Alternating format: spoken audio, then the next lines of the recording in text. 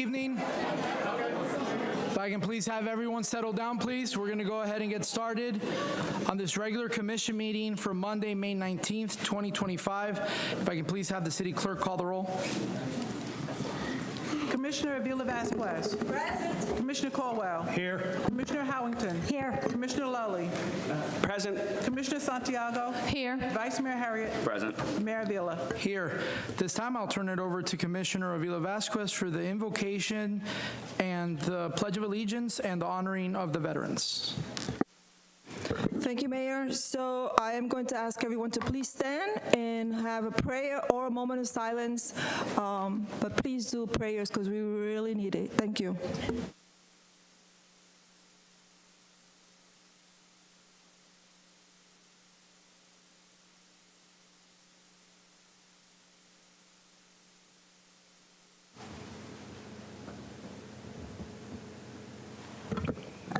Thank you. I made it a little longer, but I have these wonderful young ladies in the back who want to volunteer, asked me if they could do the Pledge of Allegiance, so if they can come forward and lead us into the Pledge of Allegiance. Good job.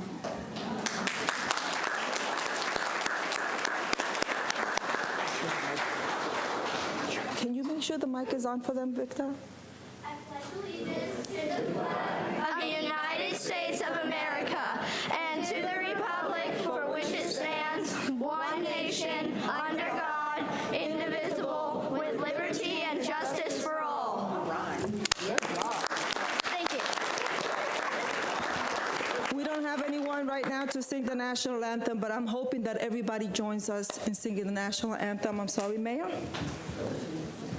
Anybody want to start it? Oh, say, can you see by the dawn's early light what so proudly we hailed as the twilight's last gleaming, whose broad stripes and bright stars through the perilous fight o'er the ramparts we watched were so gallantly streaming, and the rockets struck the bombs bursting in air, gave proof through the night that our flag was still there.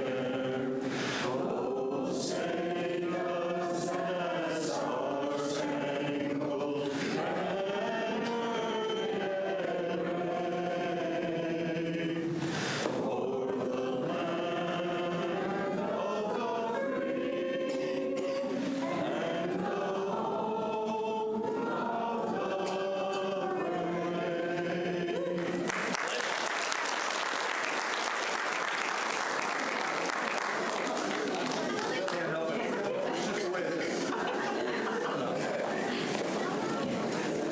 Yes, if we can have the commission go to the floor so Maritza or Commissioner Avila Vasquez can honor the veterans.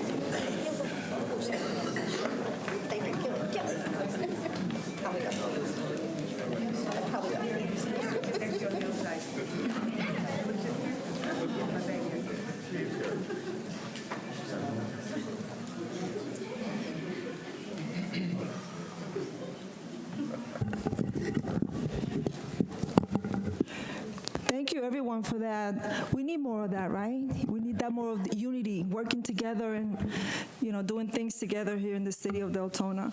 So today, I'm not going to read their bio. It's a pretty big one. It's two of our veterans, and it's a love story. It's husband and wife. So you know me, Christina. So today, I am just going to read the certificate of recognition. And the first person I am going to call up is Dr. Cristina Raimundo.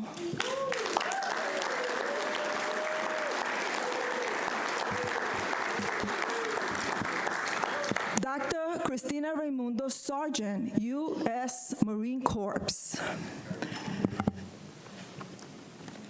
I can't see, wait. In recognition of dedicated service, sacrifice, and commitment, deep gratitude is extended for your contributions in defending and protecting our nations. We thank you for your service.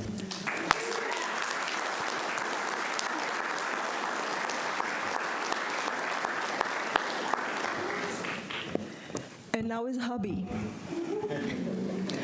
I would like to call out Petty Officer, 3rd Class, U.S. Navy, Eric Raimundo.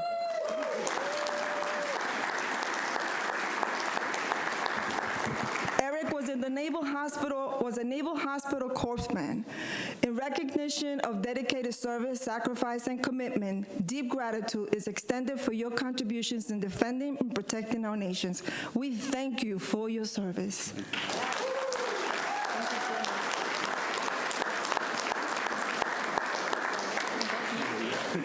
See?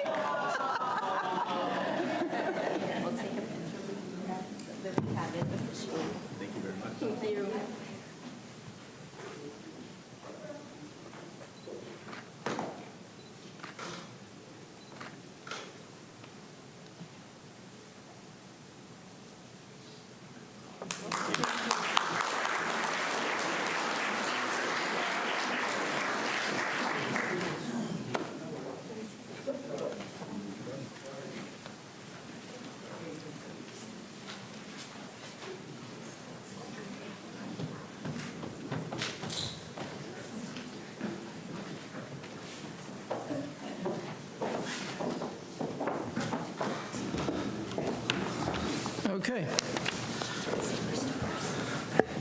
That comes later. This time we're going to go ahead and enter into additions and deletions. And I have an addition. City Manager?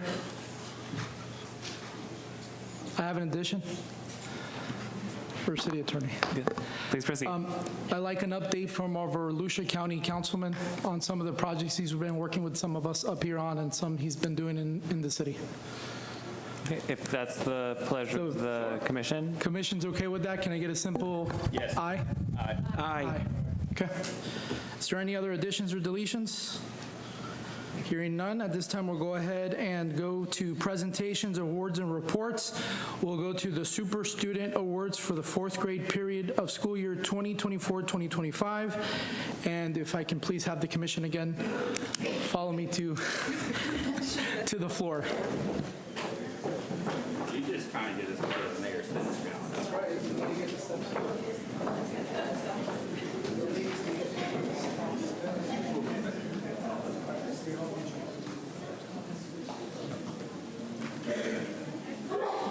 Picture at the end. Yes, sir. Except the first one. Pine Ridge High School, William Falk, 12th grade.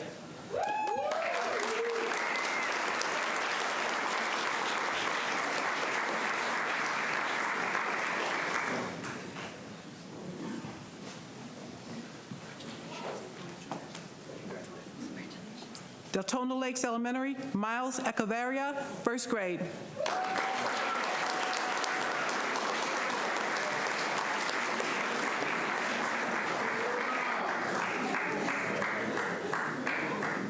Hey, Miles.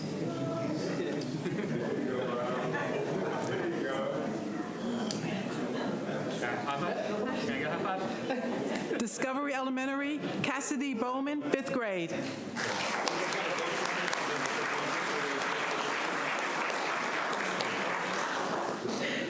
He has to go to a He has to go. honors thing, so we're going to take one picture with him.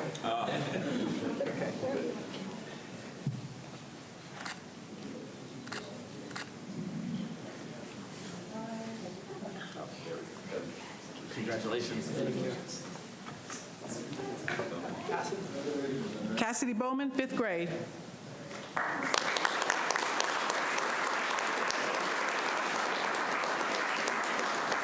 Friendship Elementary, Maya Briggs, 5th grade.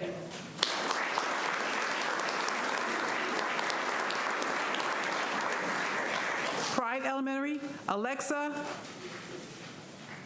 I apologize, Escobar, 4th grade.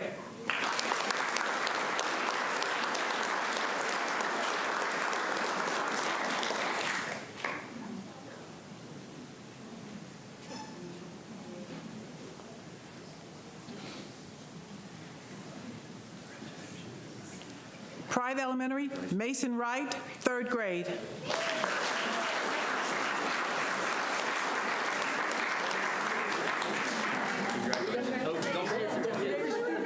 Timbercrest Elementary, Emily Lorio, 4th grade.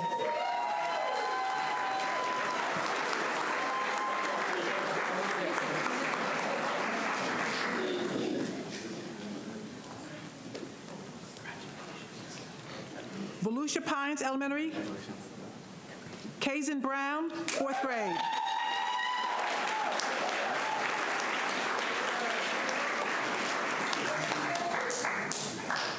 Deltona Middle, Mariah Douglas, 7th grade.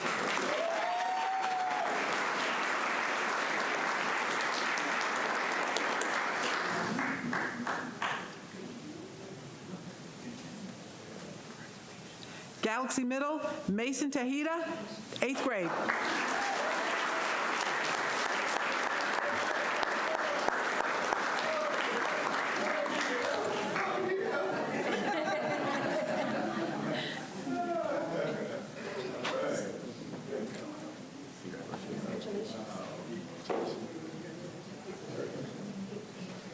We can get all the students to come up to the middle so we can take a group picture.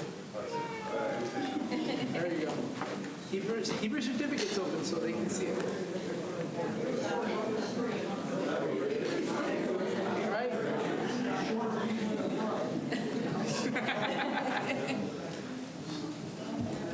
Don't cover your face. Don't cover your face.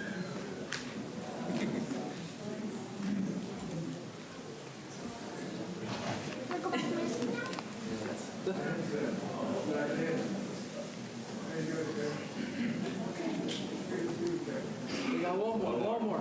My dad. There you go. Perfect. Thank you, brother.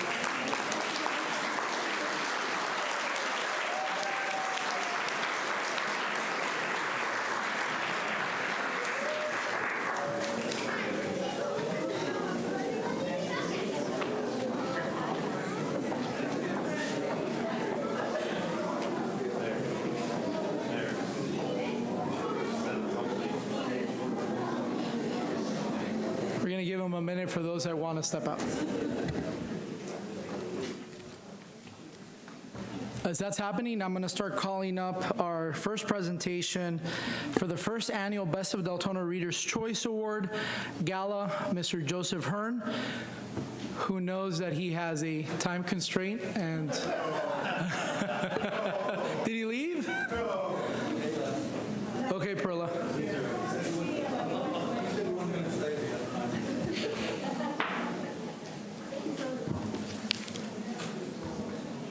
You still have some time because we're waiting for the kids to step up.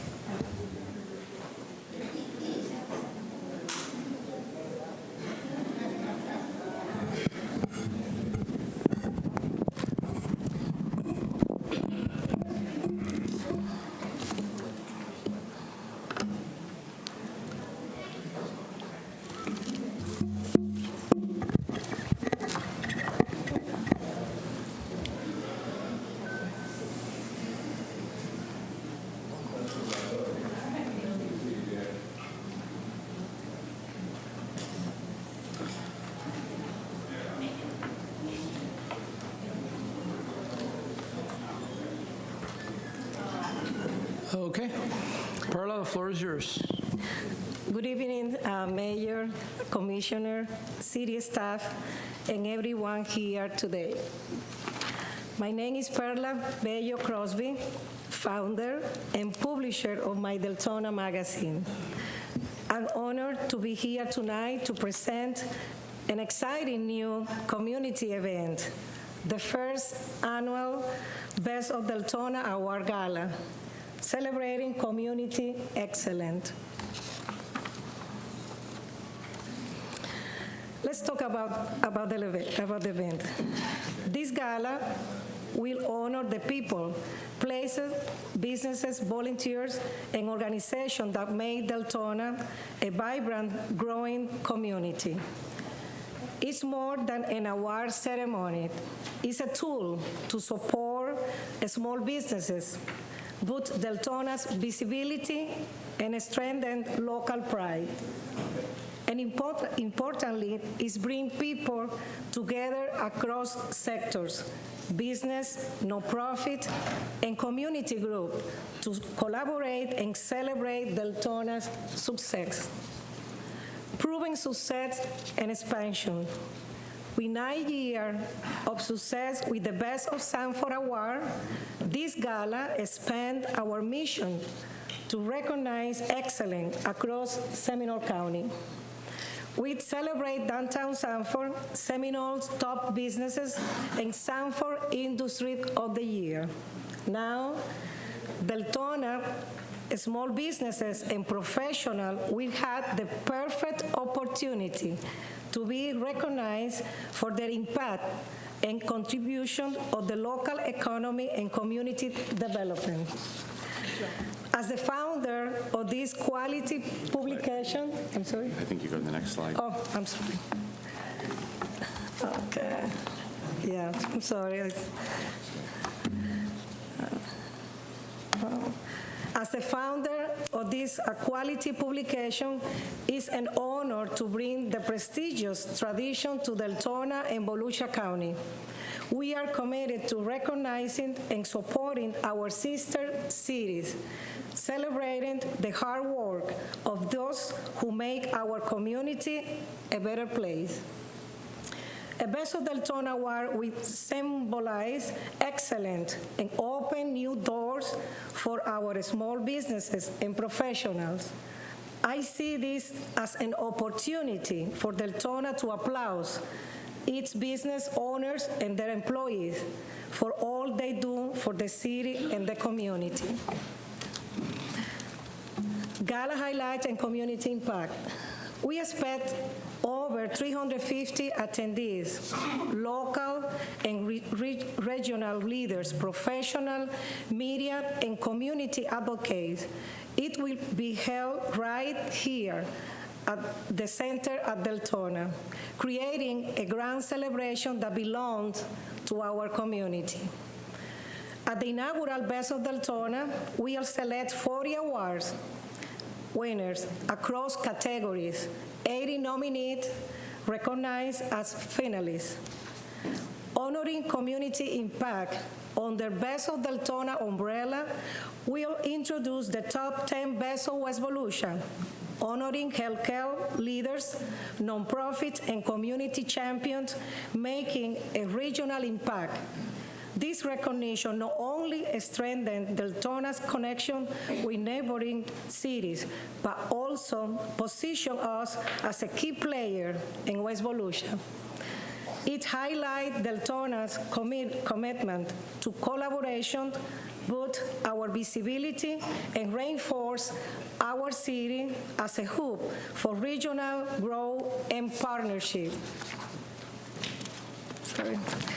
Gala program, red carpet reception experience. The evening will feature a red carpet reception with media interviews and photo opportunities, followed by the VIP cocktail hour dinner and the award ceremony. It will be a night to remember, one of the most elegant red carpet galas in the region. Giving back to Deltona community. We are also committed to giving back. A portion of the proceeds from this evening for the event will be donated to a Deltona-based nonprofit organization. Marketing and promotion. Our promotion will be powerful, reaching over 500,000 people across Central Florida through digital campaigns. We are investing in paid ads and collaborating with regional influencers that will spotlight Deltona and drive traffic to our local businesses. City partnership opportunity. We are inviting the City of Deltona to participate in this signature event as a presenting, supporting partner by approving an in-kind donation of the Center at Deltona as the venue.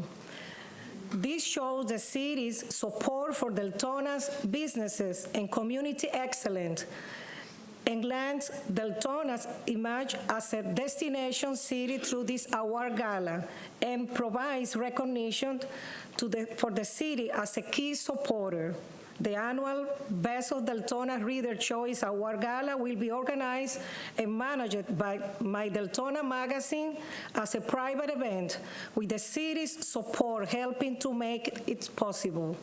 As the presenting supporting partner, the City of Deltona will receive a full-page ad in the Gala Award program, logo recognition at the VIP cocktail event prior to the Gala Award ceremony, 8 VIP seats at the Gala Award ceremony, recognition as the Best of Deltona Award presenting supporting partner on the event stage, logo featured on the event invitation, logo featured on the red carpet banner at the gala, logo included on all event promotional flyers, logo and sponsor recognition featured on My Deltona magazine's social media channel during event promotion, multiple mention by event MCs at the exclusive presenting supporting partner, logo featured in My Deltona magazine Best of Deltona Special Best Edition as a presenting supporting partner. Thank you. And I invite you to save the date, November the 12th, 2025, and join us as the presenting supporting partner in celebrating Deltona's excellence and supporting this new tradition that will affect our city for years to come. Thank you, Mayor and Commissioners, for your time and for considering the positive impact the Best of Deltona Award Gala will bring to Deltona. Thank you. Thank you again.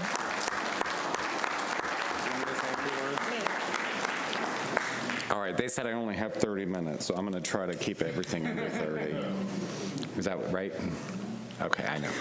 All right, so first off, good evening, community of Deltona, mayor, commission, amazing city staff. I'm just here because I worked with Perla on this event in Sanford for many, many years. And what I like about this event is it really focuses on some of the things that I hear many of you commissioners focus on, many of the city initiatives to really just promote positive, economic, smart growth in our community. You know, Deltona often sometimes gets a bad rap. People think we're just a bedroom neighborhood and there's just nothing but residential, there's no commercial. Well, this is an opportunity to really uplift and really recognize the amazing businesses we have in our community. From Elko Key, Kelly's Automotive, My Greek Taverna, Deltona Trophy, State Farm, Cocky Rooster, J&J Security, so many more, I can't even name them all. Independent owners, CPAs, insurance people that really are a big part of our community, that service this community, and it's an opportunity to give them recognition that could potentially bring people from over the bridge, from our sister community, to support their local business here, help the economic influx right here in our community. Along with our major corporations, Halifax You Have Health, we have a major hospital right in our community that should be recognized, that should be brought to light as well as involving so many of our nonprofits. That's one thing Perla is doing is, you know, as we all know, I'm a part of the Rotary. She's collaborating with the chambers. I'm a part of our local chambers. And we also have so many nonprofits that... Thank you, sir. Okay. Can we give him a couple more minutes just to finish up? Yeah, thank I don't you know so that, much. Joe, just for full clarification, Thank you. that must have been an inside joke I was not aware of. Listen, no worries. I love the carpet too, by the way. So needless to say, she's also making it a point to really involve our nonprofits. You know, we have so many organic nonprofits that have started right here in this community that do so many amazing things that really bring the heart of Deltona together as a community. From our Rotary Club that meets right at the center, to our local chambers, to VHA, to so many great organizations that really help support all the great things that we do in this community. So it's an opportunity to really put Deltona in a highlight position, really bring all the notoriety that Deltona deserves, and some some of that positive energy to really help our small businesses, help some of our nonprofits, and really help our smart economic growth and get people to say, hey, they have 100,000 people almost over there. I want to open a business in Deltona because they take care of their businesses and because I see the highlights that they give them. Thank you so much for your time, and I hope we can bring this to Deltona. It's spectacular. Okay, we have some questions. Commissioner Avila Vasquez, you're on the board. Thank you, Mayor. You answered my question. My question was going to be who benefits from all this, and you answered it by saying our local businesses. You know, we have so many businesses here in Deltona that a lot of residents don't even know about. I, for one, in my district, on Deltona Boulevard, probably is the biggest business area in the city of Deltona when it comes to restaurants, real estate offices, and different stuff, medical offices that are opening up. So I think they're going to love the idea that they're going to be recognized and put on the spotlights. And I got to say this, but I was honored to be the one to unveil the first Deltona magazine in Sanford when you guys put it out. And it is a beautiful event, and I'm hoping that we can bring that here across the bridge as sister cities, Sanford and Deltona. For those of you who don't know, we have been sister cities for almost maybe 12 or more years to share things together. So this is, I think, one of those steps that we should have been taking a long time ago. So thank you for the presentation. It was really great. Commissioner Santiago. Thank you, Mayor. Just want to say a few words to Perla and Joe. Perla, my Sanford Gala is an amazing event. I heard very positive information on the gala, and to bring it here to Deltona, I want to thank you, not only as the founder of the event, but to bring it here to Deltona, to start my Deltona magazine, to promote our businesses. You know, this sends not only a message to our current businesses, but our future businesses that are here in Deltona that we need, the positive impact that will make. So, and Joe, thank you. You know, Joe, thank you. Thank you for always being there for our community. I really mean that. Thank you to the both of you, and I think this is a great opportunity to show our businesses, our future businesses, and I'm excited about it. Thanks. Only thing I can add is I've gone, I believe, 2 years in a row now, and we actually have some businesses that get awarded on the other side of the bridge. El Coquí, Rivera Chiropractic, just to mention a couple, and every time they see me over there, like, Mayor, when are you guys gonna, you know, give us something like that over there in Deltona? So I'm excited about this, so thank you guys for thinking of Deltona and making this a reality. So. Thank you for your time this evening. Thank you. All right, now it's a presentation. All right, next we're gonna go ahead and do the presentation for Love Your Heart 5K. It's a check presentation to the American Heart Association. Do I get 10 minutes too? All right. So earlier this year, the city of Deltona, we organized the Deltona Love Your Heart 5K, and so today we are presenting a check to American Heart Association, and we could not do this without our presenting sponsors, all of our sponsors, in fact, and they are amazing. They are running, so I just want to give a big shout out to them. We have West Volusia Tourism, we have West Volusia Runners Group, we have the city of Deltona, Runners High Racing and Management, and we have our primary sponsor, which is Halifax Health Medical Center of Deltona. So very quickly before we present the check, I just want to say thank you so much for all your consistent support, and Ben would like to say a few words. Well, thank you very much, and thank you, Mr. Mayor and Commissioners, for allowing us to partner with the City of Deltona as the presenting sponsor for the Love Your Heart 5K. It was a great event. I ran it with a couple of my kids and loved running it with the mayor and his kids too. And it's great to partner with the community to promote these activities and to raise funds for the American Heart Association. So thank you very much for allowing us to do this, and we look forward to continuing to do this going forward.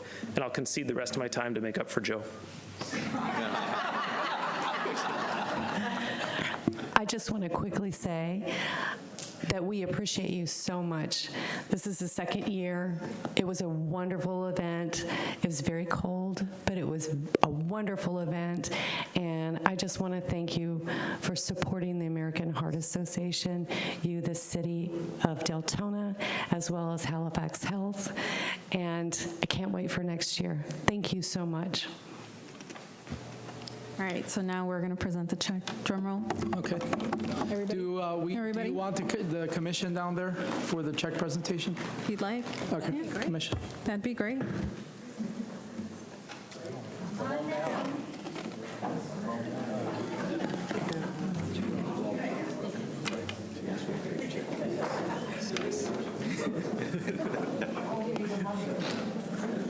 Do you want to stand up there with them and then flip it? Okay. Is that what you want? Then I'll flip it. I'll tell you when the drum roll ends. All right, if I can get a quick drum roll from everybody in the audience. We are presenting a check of $4,000 to the American Heart Association. We had 283 runners out there on that cold and chilly morning. We did have hot chocolate available, so it was a great day, and we had plenty of smiles, awards, cowbells, and chocolate milk that day. Thank you again.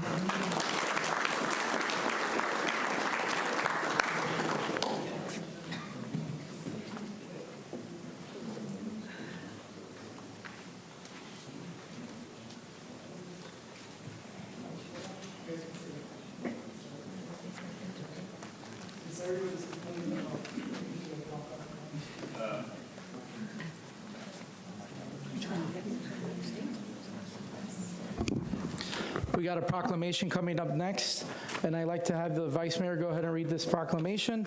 And if I can please have Public Works come up while he reads that proclamation as well. Thank you, Mayor.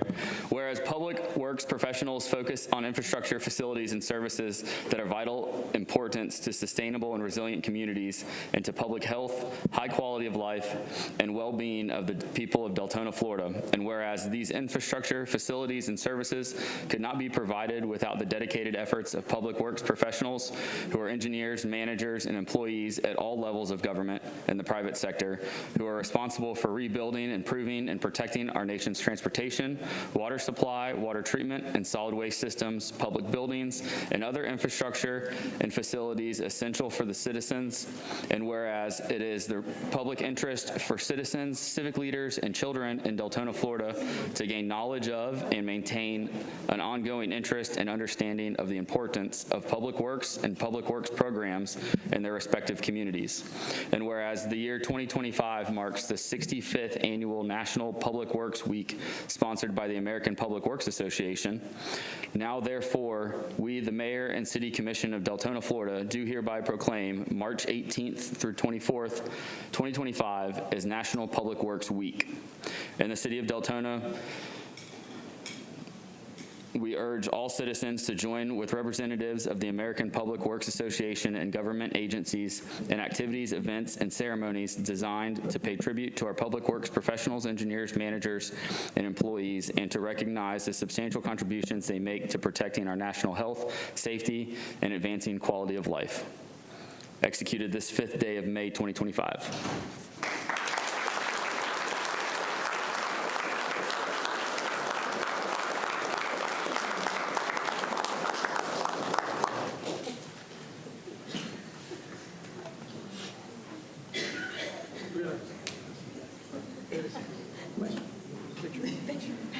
I was going to just go down the line.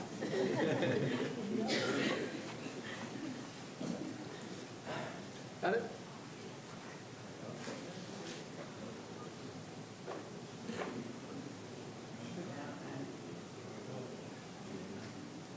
Good job, guys.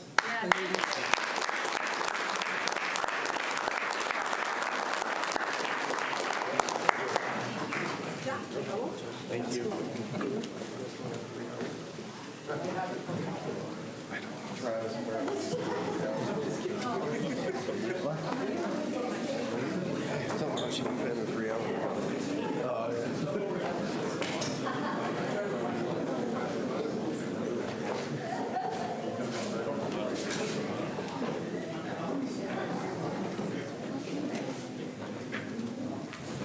Okay.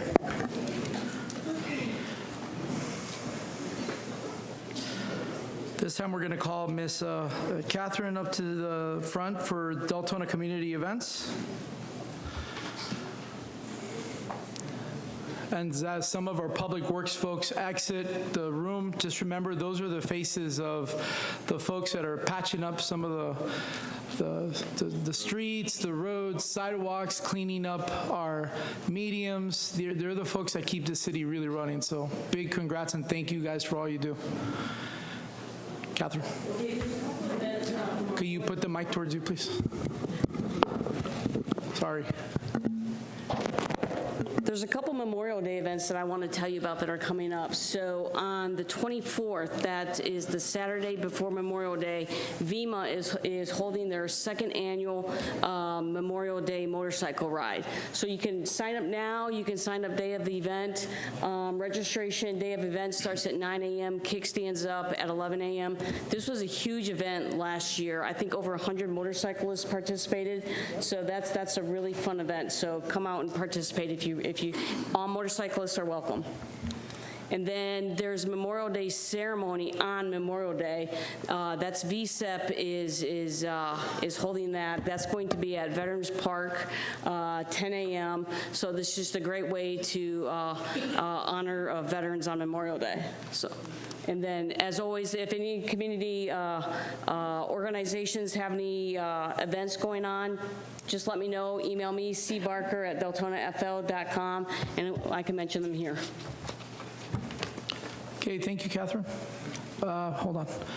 Is there any questions for Ms.? Okay, somebody was on the board. They took it down. That's fine. All right, at this time, we're going to go to the consent agenda item request. There's 2 requests on the consent agenda item. And at this time, I'll entertain a motion. And a second, Commissioner Cole? Yeah, I have a motion I'd like to make. Could you please go ahead, Commissioner Cole? I have a question for the attorneys first before I make the motion. Okay. This group that has brought this item before us, are they part of the lawsuit that they just presented to the city? Are you referring to not the consent agenda, but the ordinances and public hearings? We're in the consent agenda item. All right, I got my pages backwards again. Go ahead, Commissioner Lally. Yeah, I'll move to approve the consent agenda A and B as presented. Okay, there's a motion by Commissioner Lally. Second. It's a second by Commissioner Santiago.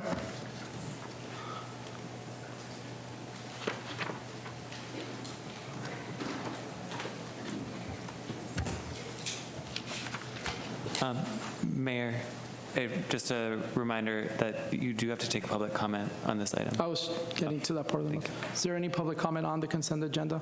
Liz? No, sir. Okay. Now can we vote, please?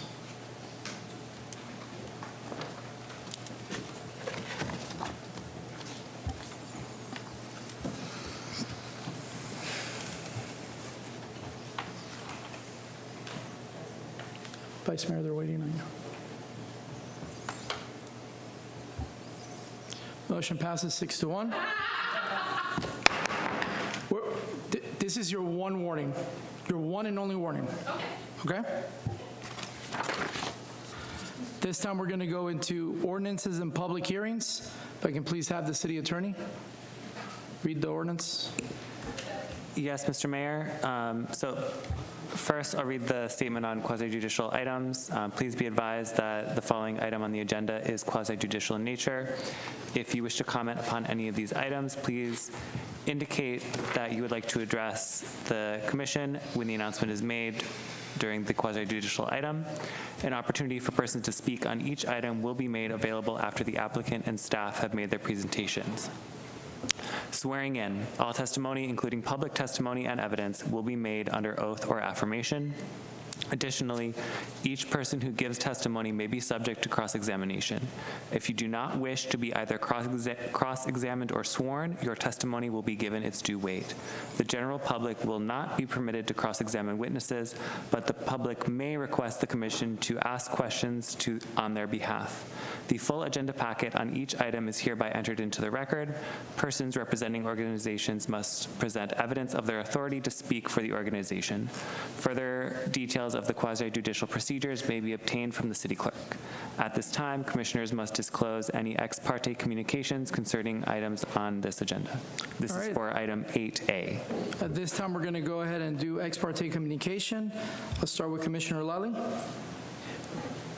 Do I disclose what I disclosed for the first reading? So if you have already closed at the first hearing, you can just note that those are the only that still stand. Okay, thank you. I only have to disclose what I disclosed at the first hearing for this item. Thank you. Commissioner Colwell. I the same. I had a conversation with him before the last meeting, have had none since. Commissioner Avila Vasquez. I had a conversation with one of the residents that lives in the area. This was part of the conversation on email, so I can't remember their name, but that was it. Commissioner Howington. I talked to Jordan Smith and Doc about a question, and I believe Robin Hayes was there. Nothing Commissioners outside of what we had in the last meeting. Okay. Commissioner Santiago. Yep. Same. I had a conversation with Jordan today. I spoke with the developer, Mr. Scott Banta, and spoke with resident Mary Hoover on Furwood, along with the petitions that I received from the group that lives on North Furwood Drive. Thank you. Vice Mayor Harriet. No new ex parte. And I have no new ex parte either. So at this time, if the city attorney can do the swearing in.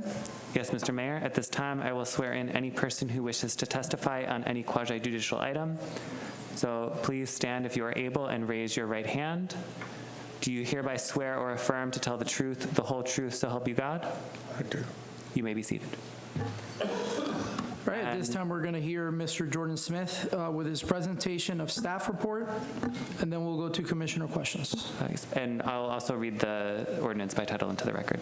So this is ordinance number 12-2024, an ordinance of the City of Deltona, Florida, amending the official zoning map to read plus or minus 36.46 acres of land located along the North Normandy Boulevard corridor, south and east of the I-4 Logistics Park, within the Activity Center, from single-family residential R1-AA to mixed-use planned unit development MPUD, providing for conflicts, severability, and an effective date, and this is second reading.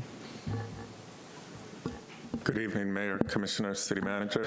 So ordinance 12-2024 passed first reading, and after the Mayor and Commission feedback, 3 key revisions were done in the development agreement. These included 160-foot setback between the multifamily buildings and the existing residential neighborhood to the south, enhanced storefront design for walkability and routing semi-truck traffic away from residential areas, and staff is requesting, we've spoken to the applicant, that we add big box retail as a permitted use in the development agreement. Other than that, there's been no other changes between first and second reading. All right, I know Commissioner Colwell's on the board with a question, and so is Commissioner Santiago. Commissioner Colwell, we'll start with you. This message is for our request is for attorney. It was brought to my attention today that there might be a lawsuit against us by the same group. So I believe that the property owner is part of another lawsuit that was served on the city a few weeks back related to another legislative item that was a zoning in progress. It does not specifically relate to this item, so the commission may still move forward with this item if you so choose. Can I make a motion this time to table it? Because it's a quasi-judicial meeting, we have to go through the process. But I will, when the time comes, I'll make sure I call you first. Huh? I have to follow the quasi-judicial guidelines. Commissioner Santiago, then Commissioner Howington. Okay, thank you, Mayor. Yes, I have been in contact with some of the neighbors on North Furwood Drive, and I know they had some concerns regarding the development being close. North Furwood Drive is right next to the development. They were concerned about having sidewalks on North Furwood Drive. We talked about, one of the main concern was the speeding. I did contact Sheriff Chitwood and Captain McKnight in regards to the speeding, and I know they're going to increase patrols and the use of electronic speed sign to help deter the driving there. One of their other concerns that came up was Ruth Avenue access. If the development in the area moves forward, I would really like to advocate for Ruth Avenue not to be used as an entrance or exit for the new development. And I believe when I spoke with Mr. Banta earlier today, he was in agreement of putting up a barricade there, would be there. And I'd like to enter that into the developer's order as well, among the other items that we had discussed previously in protecting that area. So thank you. Commissioner Howington. My question is specifically for the attorney. I am concerned if this particular parcel is listed on the lawsuit. That's my concern. It's not. Okay, so the applicant, can you speak to that? So this particular parcel is not, I don't want to make you walk up if you can just. Yeah, no, I have no knowledge of any involvement that we have in any action against the city at all. All we're doing is trying to get zoning. City Attorney, can you clarify, please? So I will, of course, defer to the applicant and counsel for the applicant on their involvement in another legal matter. It's my understanding that they are listed as one of the interested property owners in that action. But certainly I would need a moment to double check whether the parcel numbers match. Okay. So while, if there's no other questions for Jordan, hold on. If there's no other questions for Jordan at that time, then there is a moment for the applicant to do their presentation. Commissioner Villa-Vasquez, do you have any other questions for Jordan? No, for legal. Okay. Thank you, Jordan. You can ask legal while Mr. Banta comes up, if you like. So, Zach, the owner says that he has no knowledge of this lawsuit, but the company is part of the list that we were presented, or that we were, with the lawsuit, that we were served with the lawsuit. I'm a little bit confused here. So if you will allow me a moment, as your colleague had also asked, I'm going to be double checking the parcel numbers that are listed in the litigation with the parcel numbers that are listed as part of this application, and I'll be able to provide you all with a more comprehensive and accurate response. Okay, because the name is on the list. The name of the developer is on the list. That is my recollection. As I said, if you'll please allow me a moment. Sure. Thank you. Appreciate it. We're going to give the city attorney a few minutes. If you wanted to start your presentation, and then I know I have Commissioner Howington and then Commissioner Caldwell back on. Sure, thank ahead, you. Mr. Banta. Scott Banta, 1111 North Ronald Reagan Boulevard, Longwood, Florida. I'm here just basically tonight to agree to the terms that we discussed with the last meeting for the developer agreement, and then also say that we're happy to design, erect, pay for, and maintain a barricade across Ruth Avenue on the north side of South Avenue so that there's no through traffic there. We haven't totally agreed to not go on Ruth, but we've agreed between McBride and South Avenue not to have any activity. Our apartments would go out to Ruth up at where McBride is, and then potentially go straight up to Rhode Island there, or possibly further to the east. That's still to be determined. I can assure you that I'm I'm a partner in the deal, and I'm 100% responsible for the day-to-day activity, and I have not recommended, suggested, or had any involvement in any activity against the city at all. As you know, I've been working on this for about 5 years now, and everything that we've done is in cooperation with the city. So if the name Warranty Parts Solution got on there, I have no idea how that happened. The listed owner of our 16 or 18 properties is Warranty Parts Solution. And we have all of blocks 1 through 10, all the lots in blocks 1 through 10. So it's pretty easy to figure out whether or not we're part of that or not. And Cobb Coles, as you know, is our attorney. And I'm not sure, we haven't hired any other attorneys for anything. Okay.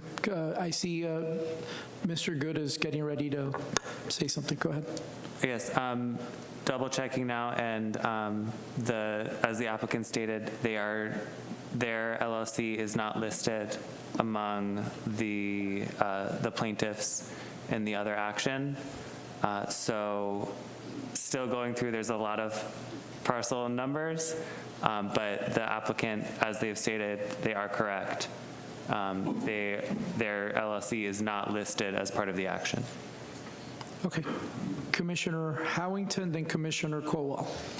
So just to confirm, as this is a hearing and you have sworn that you would essentially be honest with us, so you're affirming that you are not suing us with relationship to this parcel? Yes, ma'am. Okay. And I would like to thank you because you did make the changes that were requested in the last hearing. Yes, we agreed to those, plus the addition of the barricade. Okay. And that's all that I have. And then with the additional roof. Thank you very much. Commissioner Colwell, then Commissioner Avila-Vasquez. How many properties are affiliated with this group that we're trying to develop on the 36 acres? Are any of those parties involved in the lawsuit? So as the applicant stated, the property owner is Warranty Parts Solutions. Warranty Parts Solutions is not listed amongst the plaintiffs in the other legal action. I'm still going through the process of double checking the parcel numbers just to make sure there's not some sort of Scrivener's error, it would appear. Okay. And this is for the property owner. So you're the owner of the entire 36.46 acres? Warranty Parts Solutions LLC is, yes, sir. You had mentioned, or Emma Santiago had mentioned that you were going to put a barricade up on Ruth Avenue. In the last presentation you gave to us, you said that you were going to divert all the semi-traffic around through Ruth Avenue. How will that affect the semi-traffic? It doesn't affect at all. So you're still going to have access to all semi-traffic's going to come in off Rhode Island. Off Rhode Island? Yeah. So Commissioner Avila-Vasquez. Thank you, Mayor. So Rhode Island comes out to Normandy Boulevard. Yes, ma'am. So are you going to follow the same traffic route as Amazon? Yes, ma'am. Mm-hmm. So, because I passed by there the other day, well, I always have, that's the only way I can get around here. And I noticed that coming out of Rhode Island, you can make a left onto Left. Ultimately, that's going to be a very large intersection. Right, but that's the problem. So when you make a left, you're going to be driving through residential area. And you're having business trucks and stuff going in and out of there because you're going to have warehouses. Yes, How ma'am. are you going to restrict these trucks from making a left and traveling through the residential area? Amazon, their trucks, when they come from, their trucks go in and out of through Graves. They cannot go down Normandy to Saxon. Although you do see one or two that disobey the law. But having that left turn onto Normandy Boulevard will take them onto Saxon. And I know that Amazon has said to us that it's a GPS problem that they're having. Sometimes the GPS takes the trucks out on exit 111 and then turns them into Saxon Boulevard. But how are you going to prohibit these trucks that are coming out from these warehouses to travel through our residential area on Normandy, because from that point on, from where you're building to Saxon Boulevard, that's all residential. I understand. We're going to have the same traffic issue as Amazon, and I think what we can do is work with your staff and with the sheriff's and the sheriff's department to have signage that say, trucks have to come out, turn right, and go north. Amazon has 97 truck wells on the south side of their building that are going to come out to that same little intersection. And they're going to be requested, or they're going to be told that they cannot drive down Normandy Boulevard as well. Well, yeah, I obviously control that, but we can control as best we can with signage. Well, we're expecting you to control it. It's wear and tear on our roads, and it's a nuisance to our residents that live down Normandy Boulevard. I can tell you, since I've been a commissioner, there has been like 4 real horrible accidents on Normandy, right around that area where there's the curve. For some reason, drivers love to go into other people's garage, and their cars wind up in the garage. So I don't even want to imagine these trailers making a fast move and winding up in one of the houses. That's what I'm saying. A lot of Normandy has more residential than it has commercial. So, I mean, that's something that I would love for you guys to make sure that. As we've been very cooperative with the city in the past, we'll be happy to do whatever we can to control that traffic and have those trucks go north as best we can. I can't stand out there and, point at a truck that may go south once in a while, like you said. But we can have certainly the sheriff's aware of it and potentially have posting, the sheriff out there on occasion. I don't think we're going to have a lot of big trucks. We're not going to have nearly the amount of semis that Amazon has. We will have some. But we can control all of that, including Amazon is going to have to control their trucks coming out of there too. What are the chances of us putting, city manager, what are the chances of the city of Deltona putting a sign from that point on saying commercial traffic or no trailer traffic around there? We'd have to work with the sheriff's department also, ensure that we have the legal authority to do that, but certainly right-hand lane turn only would be acceptable, I'm sure, very much. And we would be happy to pay for those signs. Thank you, sir. Commissioner Lally. Thank you, Mayor. I just wanted to piggyback on Commissioner Vila Vasquez's point. I think, and I can name Markham, Orange Boulevard. There's a couple in Seminole County where they post no through truck traffic, so it's only trucks that are making local trips to destinations within like a delivery to someone's house, like a Amazon delivery. So that was just going to be my suggestion as well if we posted that. And I think because that's our road, other places do it. I'm pretty sure we have the statutory authority to do it. We just have to put the sign in order for the sheriff's office to enforce it. So I would be in favor of that as well. And we'd be happy to have Jordan add that to the developers agreement in the traffic section of the DA so that that's covered. All right, at this time, we're going to go ahead and go to presentation from people with standing, which Mr. would be the Mayor. people that are on this list. If I may, prior to opening, I would like to circle back to the question regarding the applicant and involvement in litigation. We've looked through the parcel numbers. None of the parcel numbers in the litigation match with this applicant or the application before you. So definitively, for the record, there's no involvement. There is one parcel where the numbers are very close, one off, which I think may have generated some of the confusion. Got it. Thank you. Is there anybody with standing, City Clerk? Oh, sir. Okay. In that case, we'll go ahead and open it up to public comment.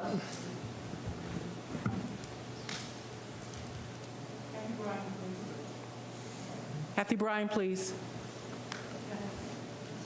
Thank you, Mr. Banta.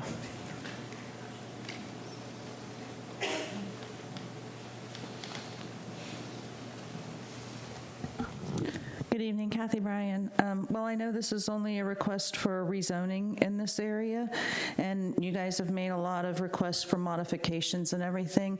One thing that I'm wondering if the developer otherwise would be willing to do, and I'm glad Mr. Blodgett had brought this up earlier, because this is exactly why I signed up to talk on this, but as we put these places in, there's no reason why we can't encourage them to use native plantings. Maybe nobody cares about that, but it's very important because we have water issues. How many times have we run out of reclaimed water when we've had drought times? Not only, natives and specifically xeriscaping, which is the use of plants that are used to dry, arid environments, which ours can be. Maybe not necessarily, we get humid, but in the springtime, it can be pretty bad. These will require less pesticides, which are damaging our waterways. They'll less watering and less maintenance for the people that live there or the maintenance crews. So if the developer thought it might be a good idea, I would love to see them implement that in the MPUD area if you guys approve the rezoning. Thank you. Dana McCool?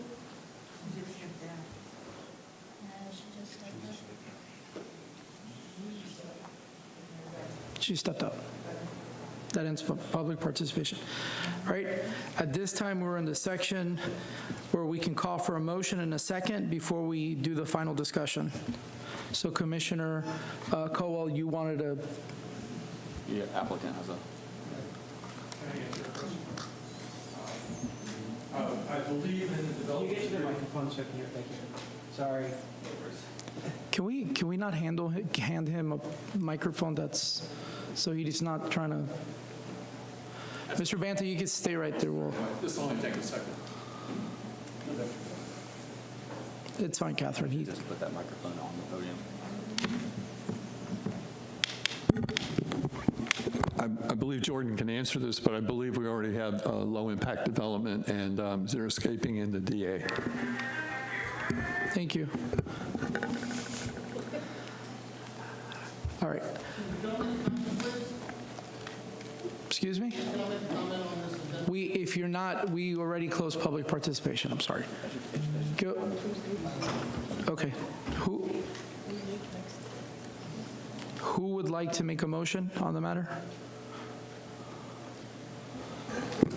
I hereby move to approve ordinance number 12-2024, amending the official zoning map to rezone 36.46 acres of land from R1-AA to MPUD at adoption.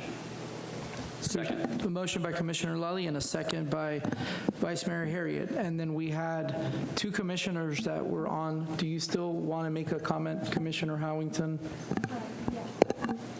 And then Commissioner, I got you. I just wanted to ask Mr. Banta if he would be willing to put into the development order to incorporate native plants into the landscape. Okay, Jordan can go ahead and take care of that, as Mr. Banta's indicating that he would agree to that. Thank you. Commissioner Lally, then Commissioner Avila-Vasquez, and then Vice Mayor Harriet. I withdrew as my question. Thank you. Commissioner Avila-Vasquez, then Vice Mayor Harriet.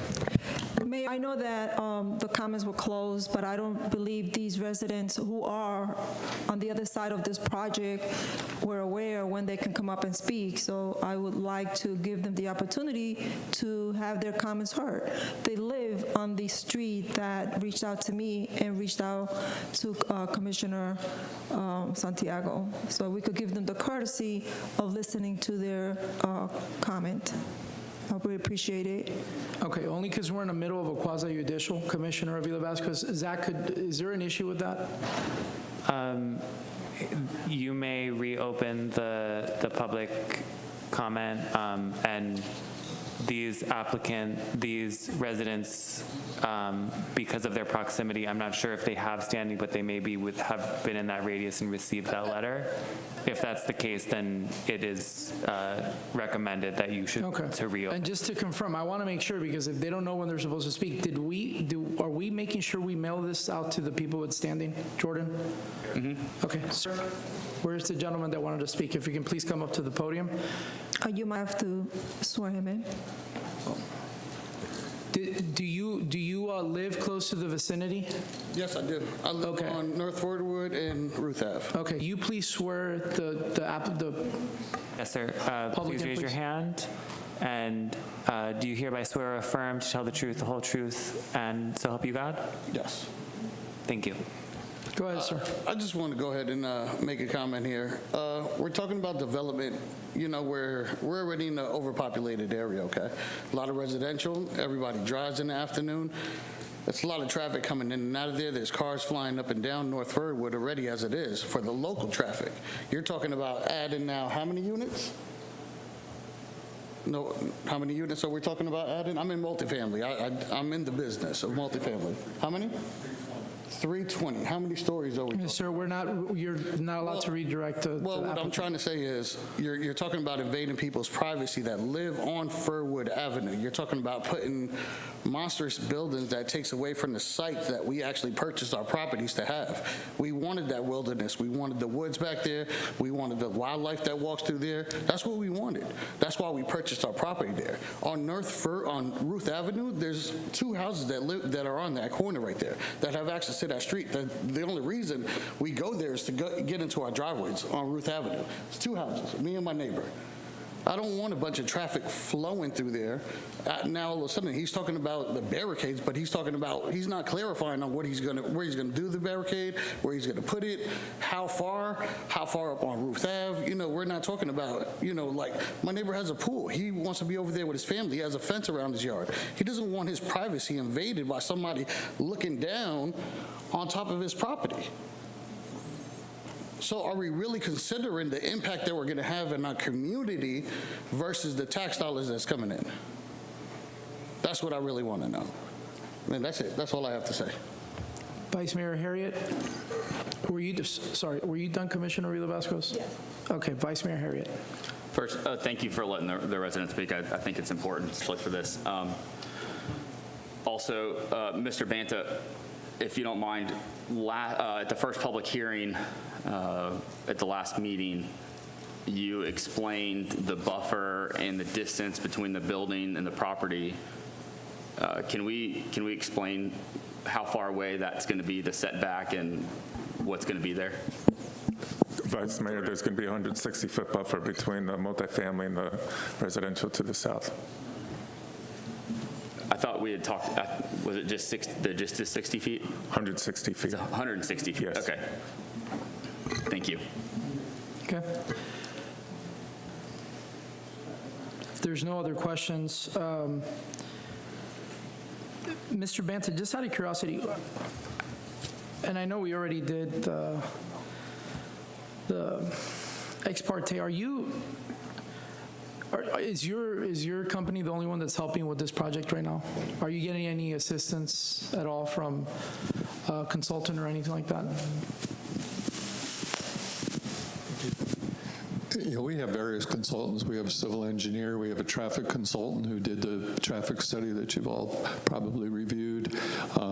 We have geotechnical consultants, environmental consultants. All of that's done, by the way. Okay. So we're clear on environmental. We're clear on the traffic's still being reviewed by the city, and we're also working with the county to do an extension of the water line so that there's a loop out to Normandy. So we're trying to facilitate all this. That's what I was trying to get to is the traffic portion still hasn't come back, correct? Jordan? Traffic's still being reviewed, Mayor. Okay. So this time there's a motion. The commission has discussed. There's a second on the floor, so we're going to go ahead and go to a verbal vote by the city clerk. Commissioner Villa-Vasquez? No. Commissioner Caldwell? No. Commissioner Harrington? No. Commissioner Lally? Yes, because it meets objective FLU 2-1. Commissioner Santiago? Yes. Vice Mayor Harriet? Yes. Mayor Villa? No, because I still have some concerns with traffic, and reports are still not in. I believe this was possibly put into a little bit into haste, so my answer is no. Motion fails. Motion fails. No clapping, guys. Dana, you don't. Thank you. Where the motion fails, 3-4. This time, we're going to go ahead and go into public hearing B. If I can please have the city attorney read the public hearing. Yes, Mr. Mayor. This is ordinance number 09-2025, an ordinance of the City of Deltona, Florida, amending the general ordinances, Article 8, rental properties of Chapter 22 businesses to provide a regulatory framework for short-term rentals consistent. Excuse me, County Councilman, I hate to call you out, but I need to be able to hear. Go ahead, Zach.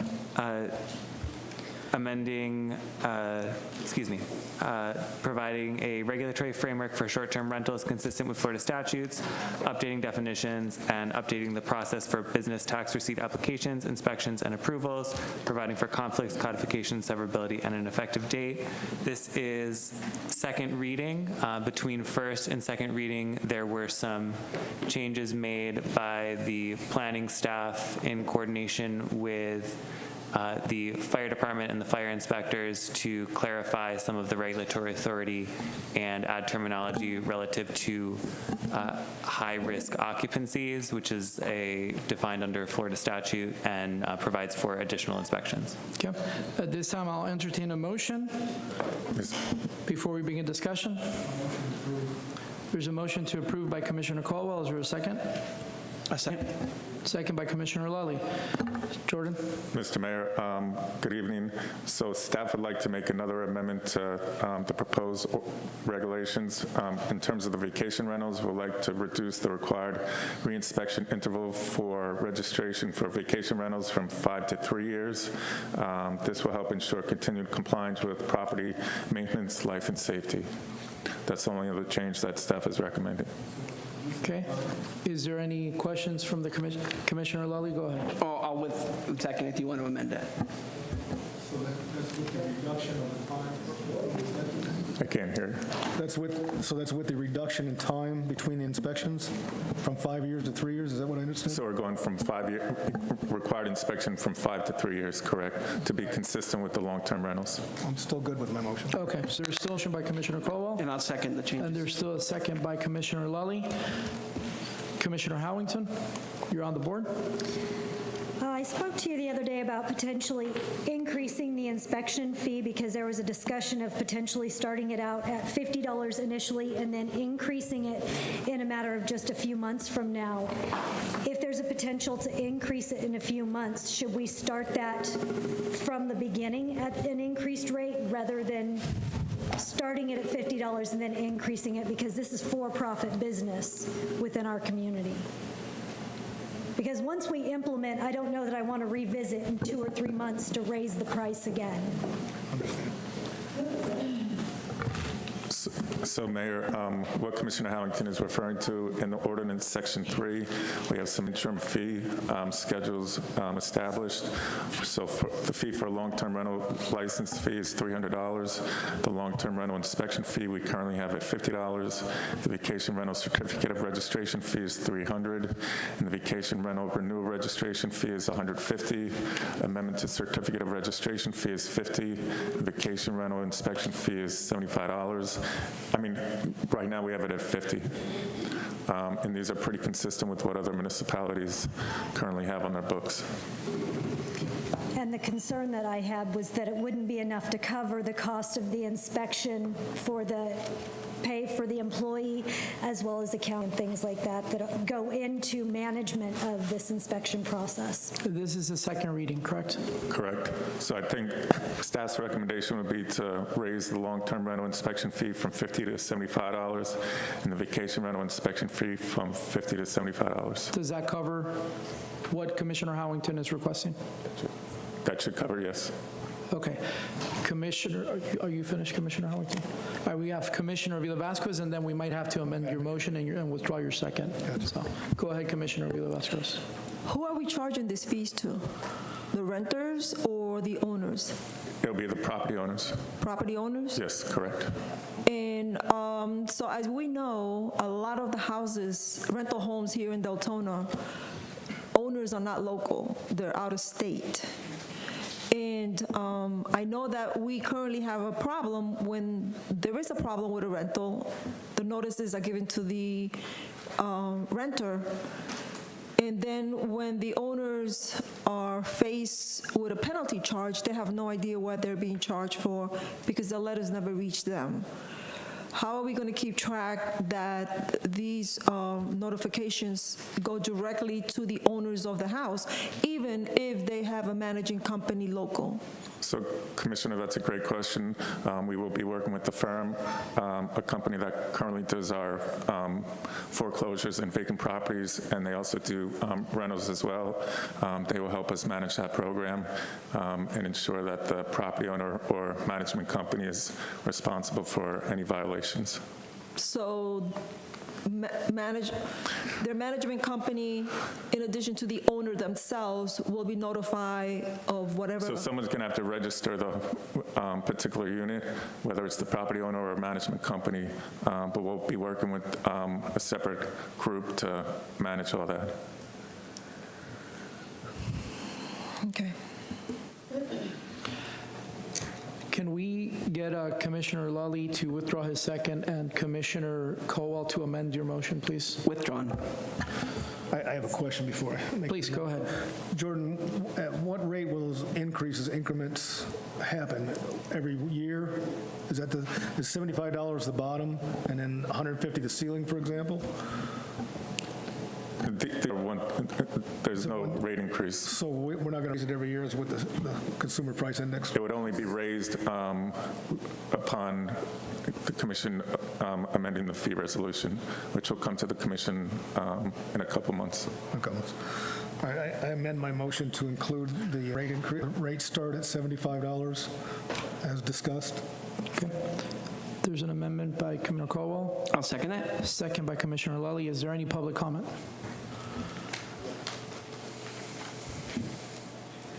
Jean Armstrong, please.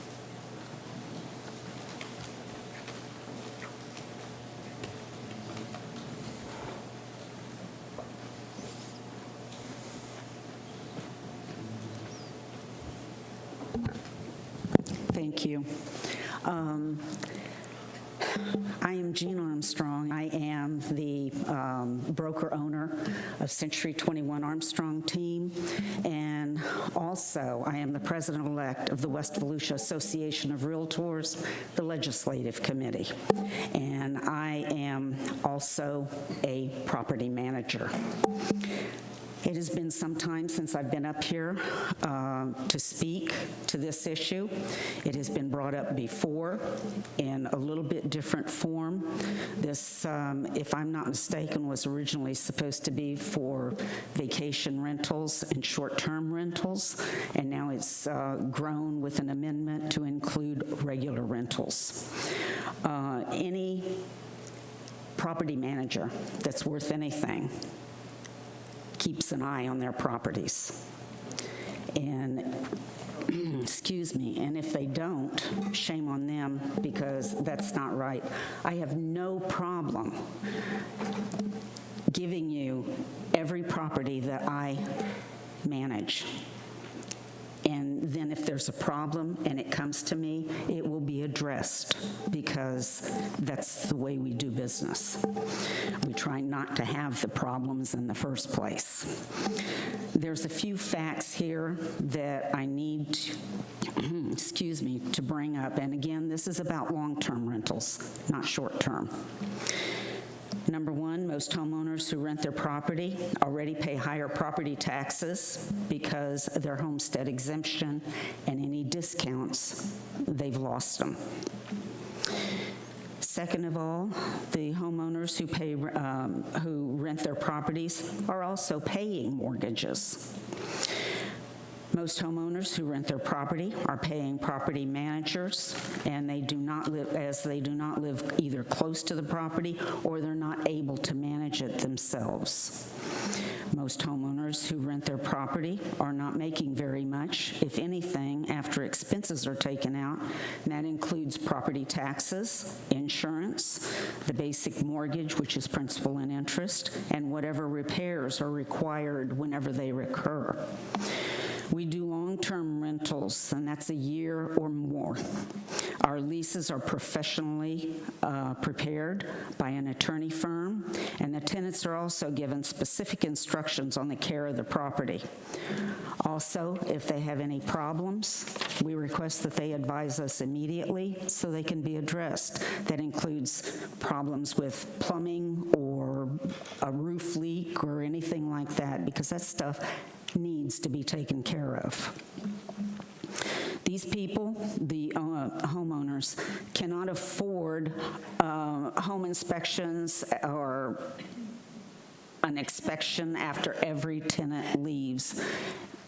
They aren't making much money in the first place. So you start tacking things onto them, and it hurts them.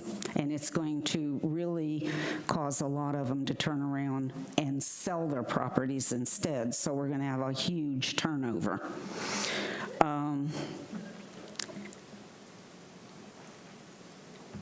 As a property manager, I'm not speaking against advising the city of what properties we are managing. So with us telling you, you can advise us. We know then, and we can get it taken care of, as I said. This ordinance has some vague language in it, in which... Thank you, ma'am. Okay.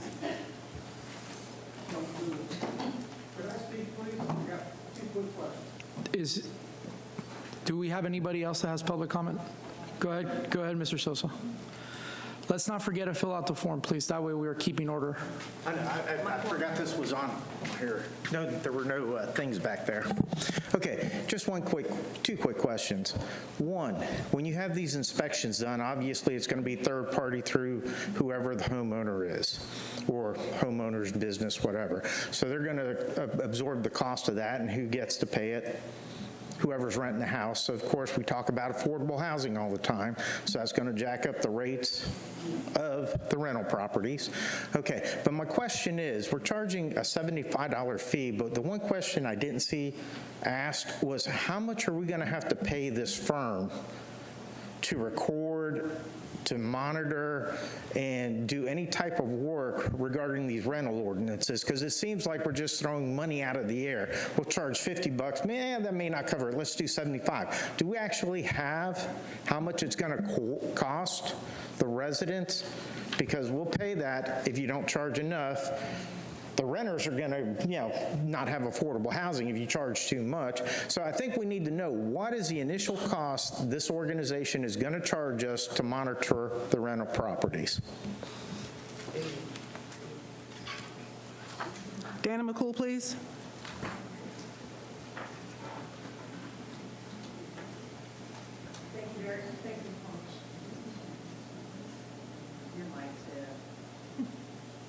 Okay, there you go. I wanted to bring this up because during my time with the city, we talked about this at length and didn't want to be overly restrictive. But some concerns that I have, I want to make sure that we have a good baseline to start with, because I know for a fact that we do have bad landlords in Deltona. And this is not meant to be restricted to professional organizations. However, they are as responsible as everyone else for the state of rental property in the city of Deltona. We have mitigation that costs us an arm and a leg when we have to go in and abate properties that aren't covered. We oftentimes give people break on fines because we have a new owner come in, oh, I'm going to do better, and we've let people in financial circumstances off of these financial obligations. They all add up. We also have a lot of people who unscrupulously do file for their homestead exemption. I had 3 in my own neighborhood, and I'm not talking district, I'm talking neighborhood.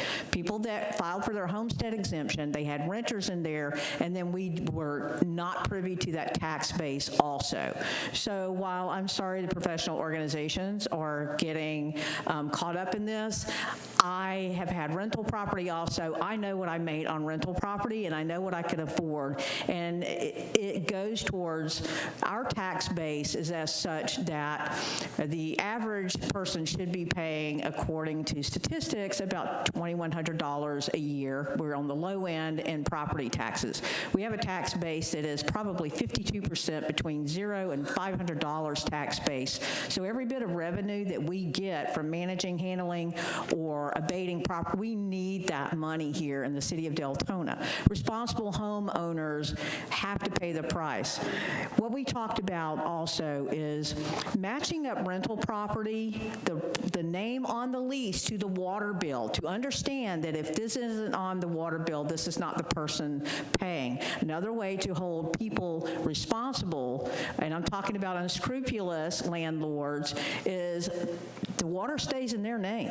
If they take off without paying the water, I'm sorry, but they should have a good deposit when they rent. But we have to do something to get rid of the freeloading mentality that sometimes we have as far as that goes. I'm not painting everyone in a bad light, but it is a reality that with the city, these taxpayers shouldn't be responsible for those that abscond with our money when it comes to our tax revenue. So I'm asking that we do that. We start a baseline, that we somehow match up these properties. Do you know how many VRBOs we have here? You know how many properties that are being homesteaded with people occupying other than the owners? No, we don't know that, but we need to look into that so as to establish a true baseline for this. So I'm very supportive of this. I'm very supportive of this measure. I'm sorry about, I don't want to invade anybody's privacy, but as someone that was affected by this, meaning that we had to make decisions on this is good. $75, I'm sorry, but it is a drop in the bucket to somebody that is renting out the property in order for us to understand what responsible property ownership looks like. So thank you for this. That closes public comment. Jordan, I have a question, and then I'll go to Commissioner Howington.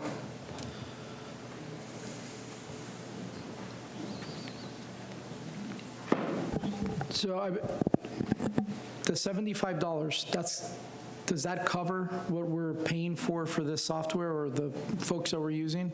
Or are we already, well, I heard you said we were already using them for something else. We're already using another company for foreclosures and vacant properties, and these costs should be offset by they're going to be responsible for the registration and helping with the application as well.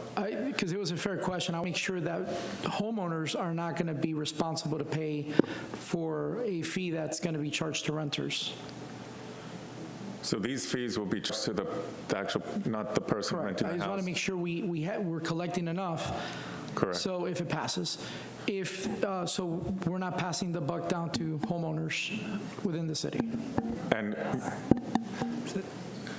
if staff sees that these fees are not, if they're too low, then we can always bring it back for commission consideration in the future. Okay. Commissioner Howington. Is the intent to hire out the inspections or to ensure that we use staff who are properly trained to do these inspections? It is the intent to use staff for the inspections after they get the certification and the training. Okay, and you may or may not know this answer, but typically a home inspection is what, between $150 and $300 when you're purchasing a home? Is that It's been a fair long to time say? since I bought a home. Higher than that? Okay. So it would be safe to say that $75 once every 3 years would be a, below the typical cost that we would see for home inspections? Thank you. Commissioner Avila Vasquez. Thank you, Mayor. I think I lost you when you said that, is this going to be charged to the owner of the homes, not the renters? Not the renters, correct. Okay, because I think I sort of say if you can't get through the owner, it'll bounce back to the renter. No, it'll never be. The intent is, once you're going to be required to register through an application, and the property owner who registers will be responsible for the fee. Okay, and I don't know if this has anything to do with this as well, but when they mentioned the water, does that include when somebody leaves a rental and they have an unpaid water bill? Who's responsible for that? Unpaid water bill. Does it follow the renter that left? It might not be. So, yeah, Commissioner, if I may, that's not really on the topic of this ordinance. Happy to address that at another time. Okay, I would just, somebody mentioned water bill, so I thought maybe it might be tied to this, but thank you. Thank you. You, Commissioner, okay. So there's a motion on the floor and there's a second. Can we please vote?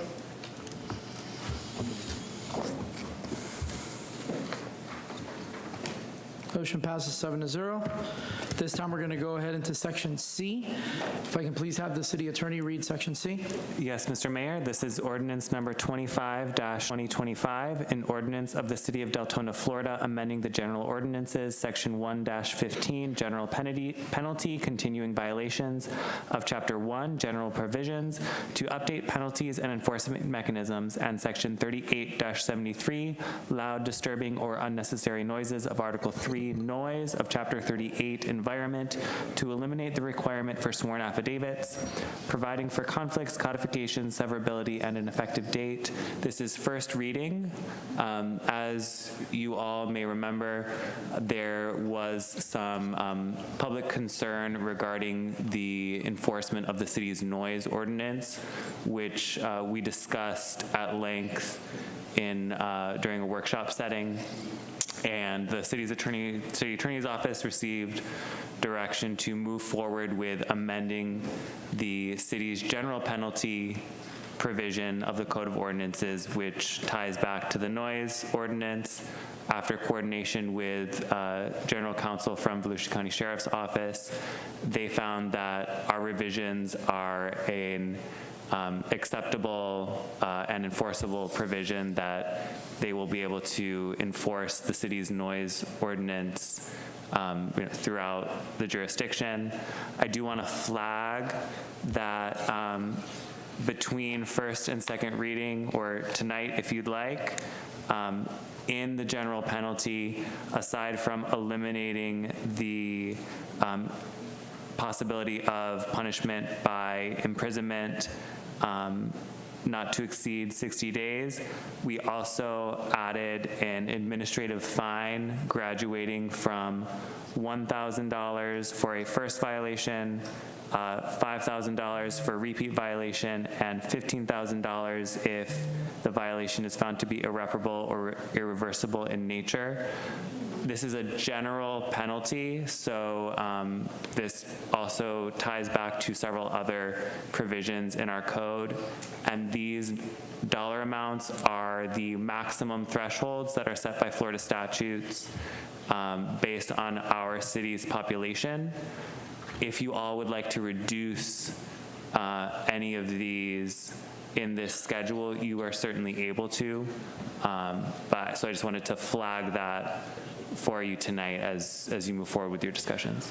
Thank you. At this time, I'll entertain a motion, and I see Vice Mayor is on the board. Thank you, Mayor. I'd like to make a motion to approve.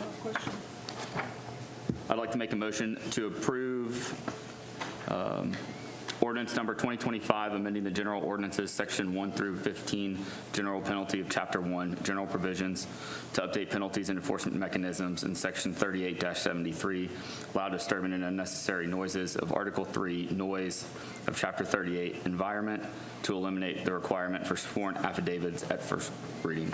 Okay, there's a motion by Vice Mayor Harriet. Is there a second?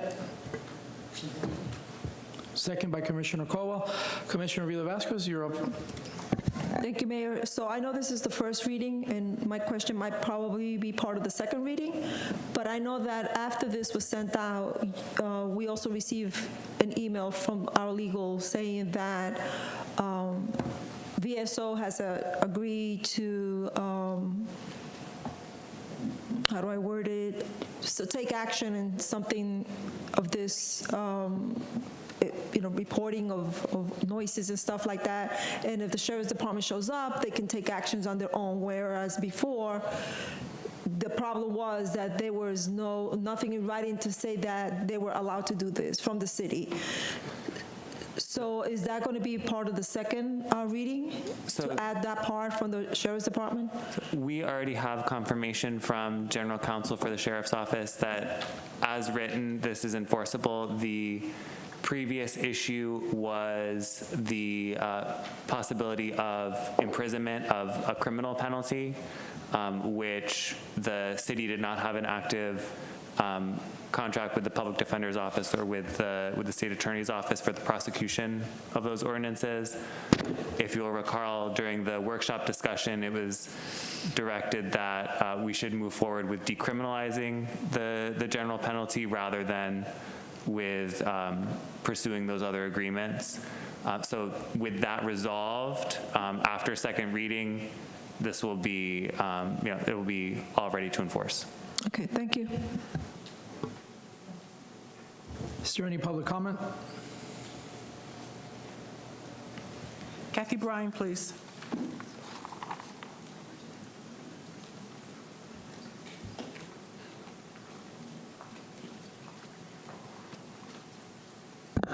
Kathy Bryan, I'm curious, does this include fireworks? And before all the firework-loving people out there jump on me, I love fireworks too. I don't mind fireworks, 4th of July, New Year's Eve, but people start 2 weeks early, go on for another 2 weeks. You hear them every once in a while, so is this something that can also be controlled and maybe included as a separate item in that? Because again, special occasions, a couple nights a year, fine.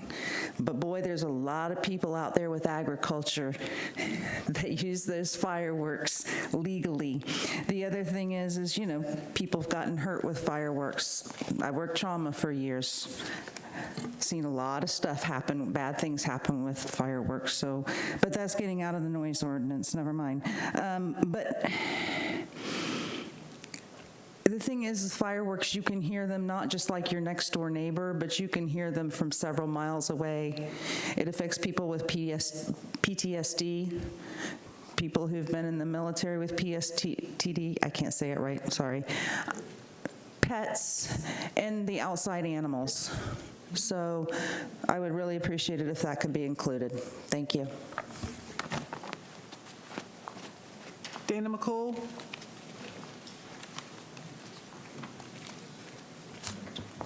Thank you very much. I want to thank the commission, city manager. Thank you for pushing this. And I am not going to mention this resident's last name, but Jeff, this is also for you because, he started out with a problem.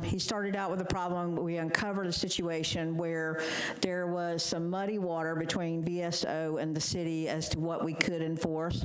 I want to thank our local VSO district office because they said this is why we can't do this, and there was some very robust discussion after that regarding this. So I want to thank you all for taking this so seriously because 10 o'clock, 11 o'clock, midnight, it's time for everybody to go to bed. And I agree with what Kathy said regarding the fireworks. I'm just as loving of them as everybody else.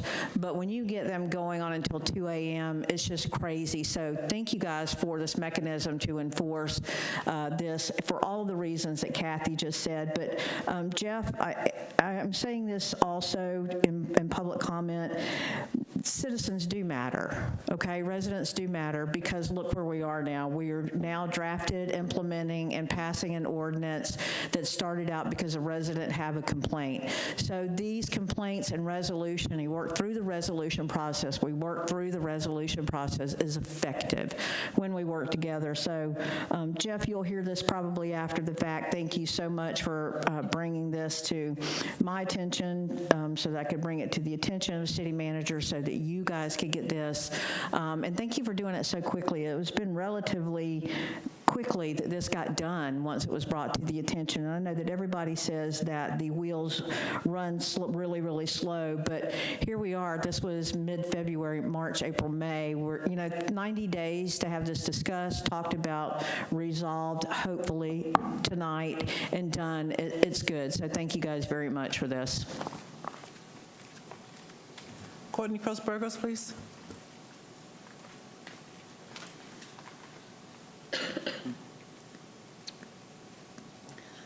Hello again, Courtney Cross Burgos. I do agree with Kathy. The fireworks is like nuts. My poor dogs will literally tremble.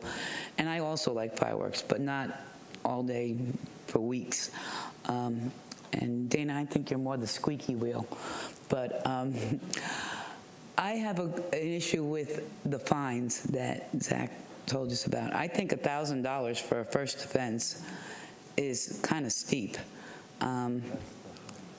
I know that it also depends on your neighbors. You could have somebody that complains about every little thing. So I think you should pass this definitely, but I think that you should revisit the fines, especially for a first offense. Continuing is habitual, but the first time could be any number of things, and $1,000 is a lot of money for a noise complaint. Thank you. Adrian Crutchfield.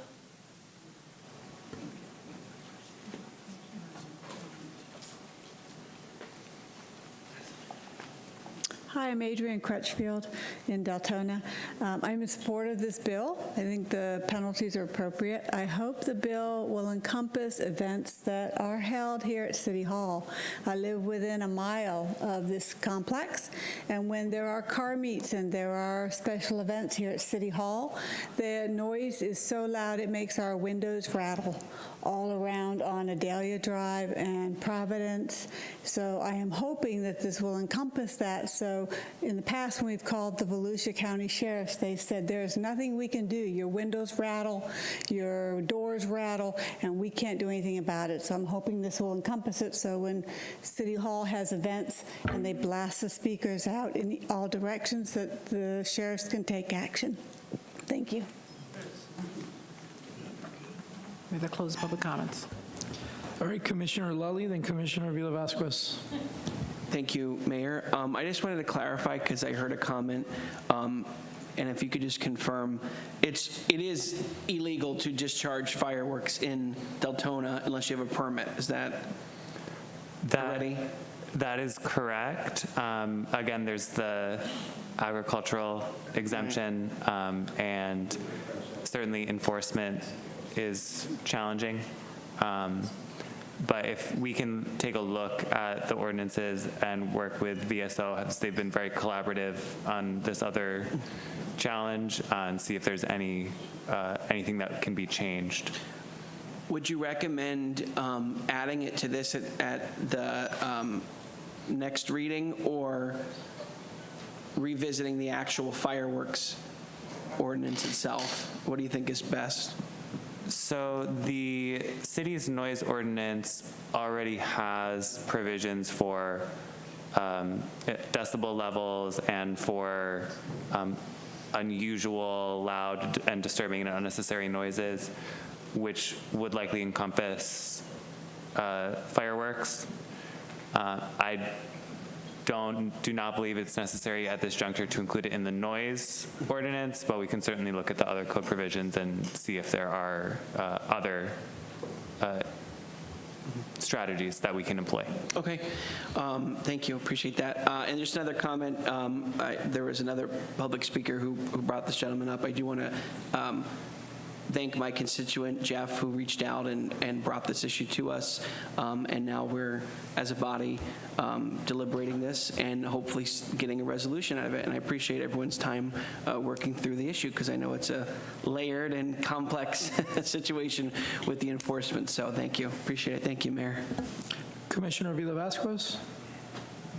Thank you, Mayor. But my comment or question was brought up by Commissioner Lally, which we do have a policy for fireworks. That they're not followed is a different story, but we do have a policy restricting the type of fireworks that are used here in the city of Deltona for just need to reinforce them a little better. And I think the Sheriff's Department does a lot, because I did a talk to the audience. I did a drive-by with the Sheriff's Department during July 4th, and I can tell you that they are very strict and they enforce our policies. But I can tell you, I was a witness to how disrespectful people can be to our Sheriff's Department when they're being told you can't do this, and their answer is, this is my money, I spend it, I can do whatever I want. So, and I bought my fireworks in Orange City, but Orange City sells the fireworks, you cannot use them in Deltona. Thank you. All right, there's a motion on the floor and a second. There's no further discussion. Can we please vote?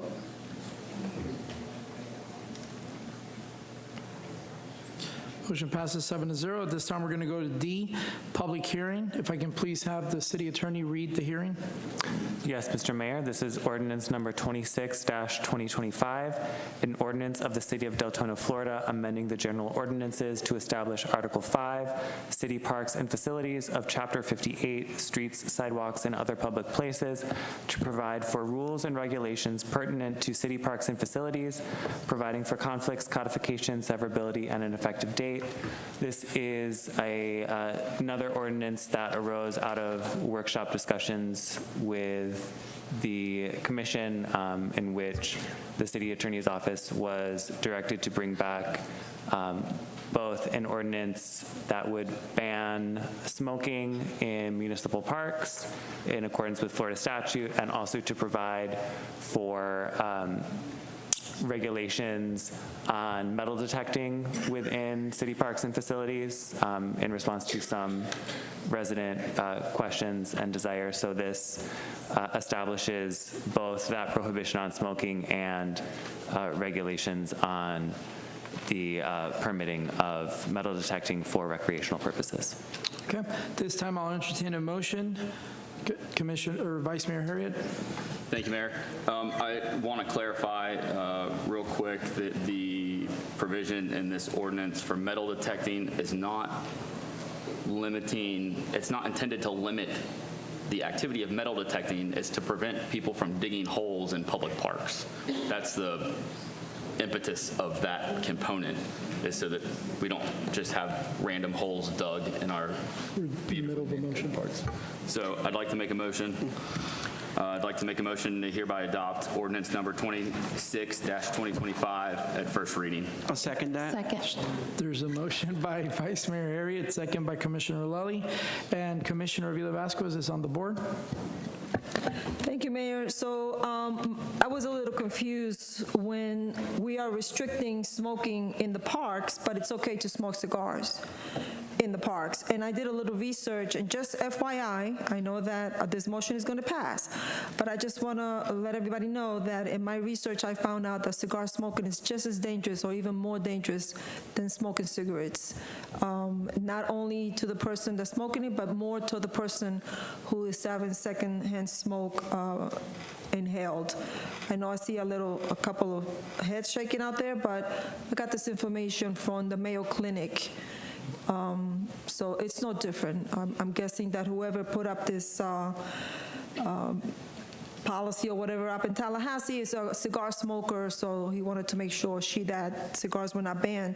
But I just wanted to put it out there. It is just as dangerous as cigarettes. Thank you.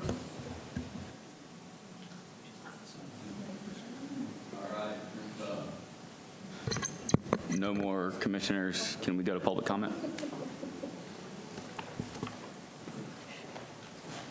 Kathy Bryan, please.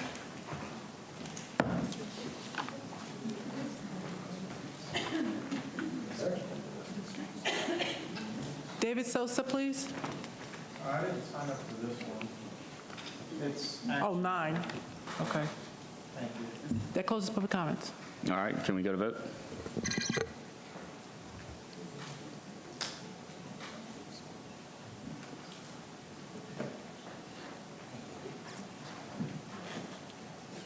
Not this, no, not this one, but think about putting ashtrays outside of the parks next to the smoking signs so you don't have litter.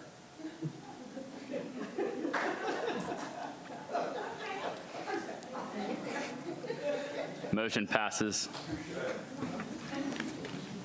All right, well, we'll go on to the next item.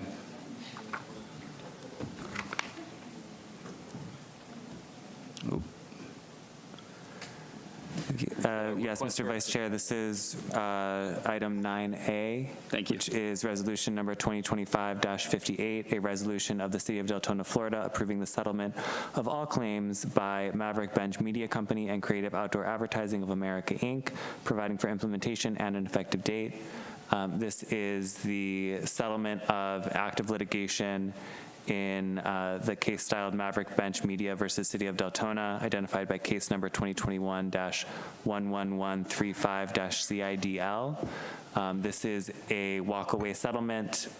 The Maverick Bench Media and their exclusive manager, Creative Outdoor Advertising of America, will dismiss their claim. In return, the city will dismiss our counterclaim. The city would continue to receive revenues under the agreement until a new solicitation and vendor are selected. And we are recommending approval. All right, this time we're, just for the record, my vote on the prior item was yes. And this time I'll entertain a motion. I move to approve resolution number 25-58. I second. There's a motion by Commissioner Lally and a second by Commissioner Howington. Is there any discussion? If not, is there any public comment? Okay, can we please vote?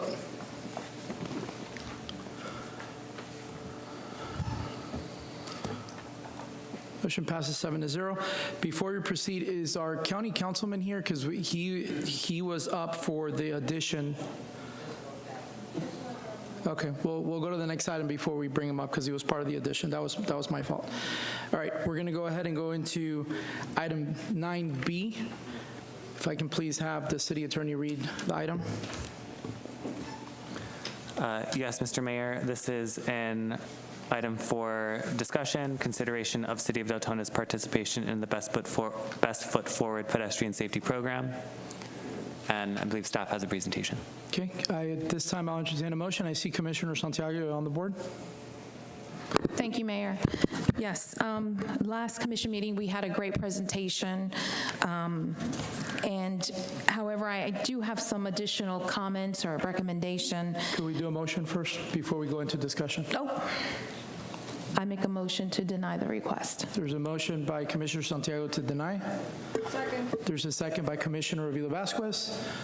Go ahead with your discussion, and then we'll go to Commissioner Avila Vasquez. I just don't think currently right now we're prepared to make a decision in this topic. There's still a lot of unanswered questions. It was a great presentation, but I feel that we need to be very responsible on how the money is, especially when it's not budgeted.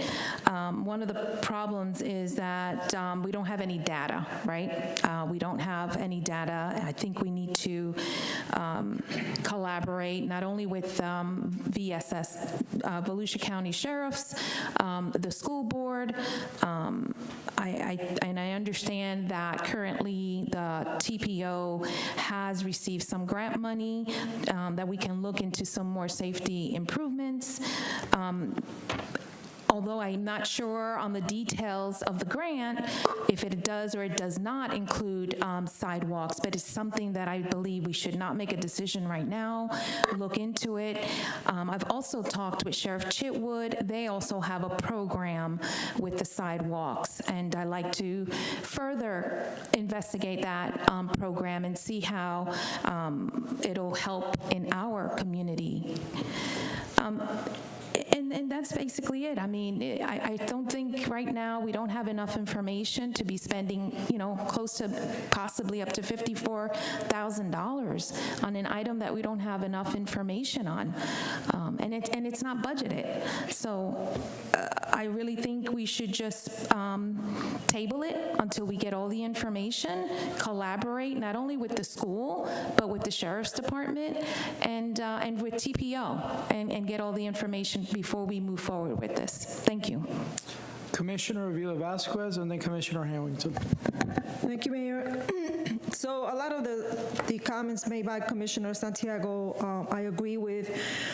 They talk about school crossings. That's something that is run by the Board of Education, and they have their own crossing guards. So are we going to be paying for crossing guards as well as this? VSO has cameras. We don't know where they are, but they're all out there to monitor what goes on in the city of Deltona. Every entrance into the city of Deltona has a camera.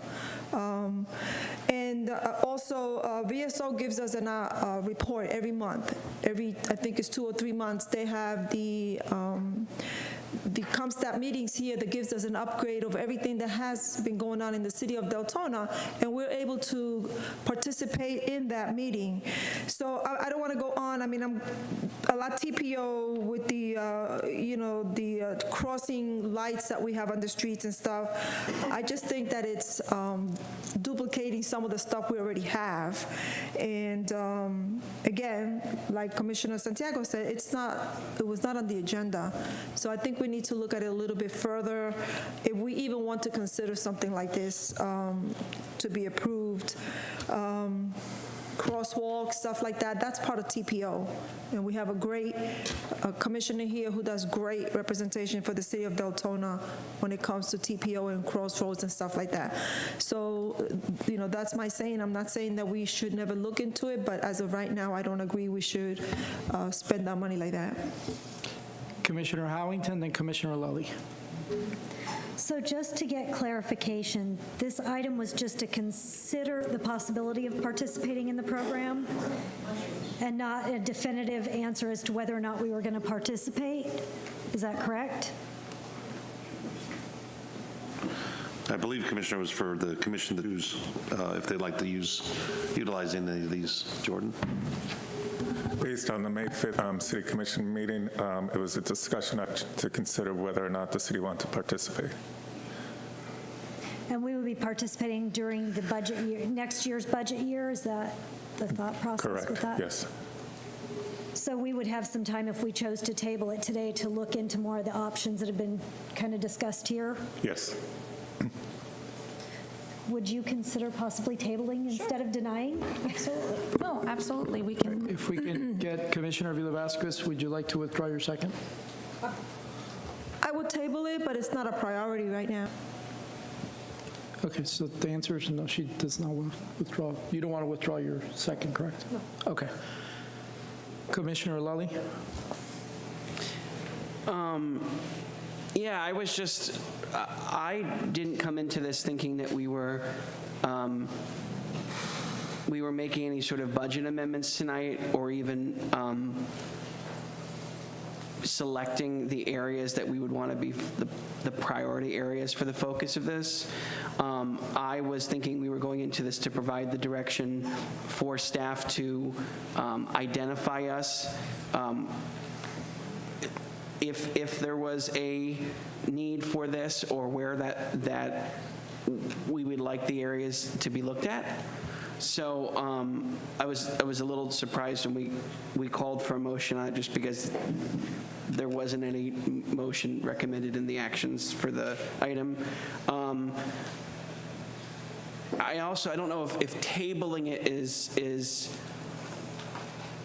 too vague. I would like to provide at least some, if it was the will of the commission, provide at least some sort of direction such as, because we are in the budget season, if we could maybe suggest that staff prepare us a professional recommendation for this for consideration during our budget deliberations this summer.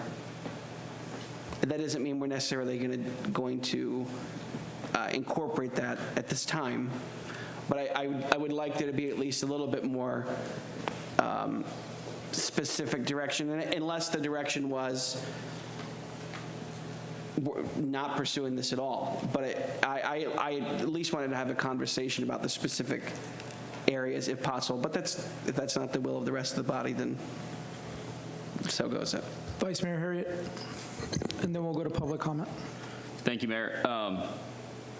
I've received actually a number of emails from residents, primarily in District 1, but some that live in other districts that urged us to pursue this programming. I know that there are a lot of nuances with some of the grant funding opportunities available and things like that that are out there,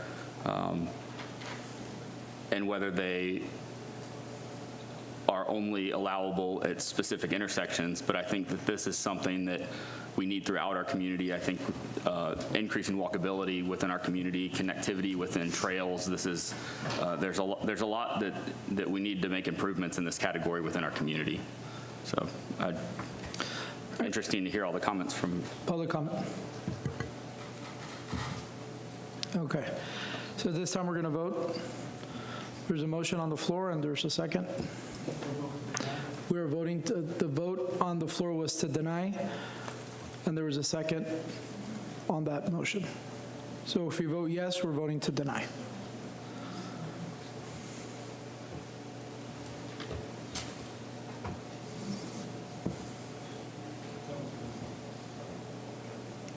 Motion to deny passes 4-3.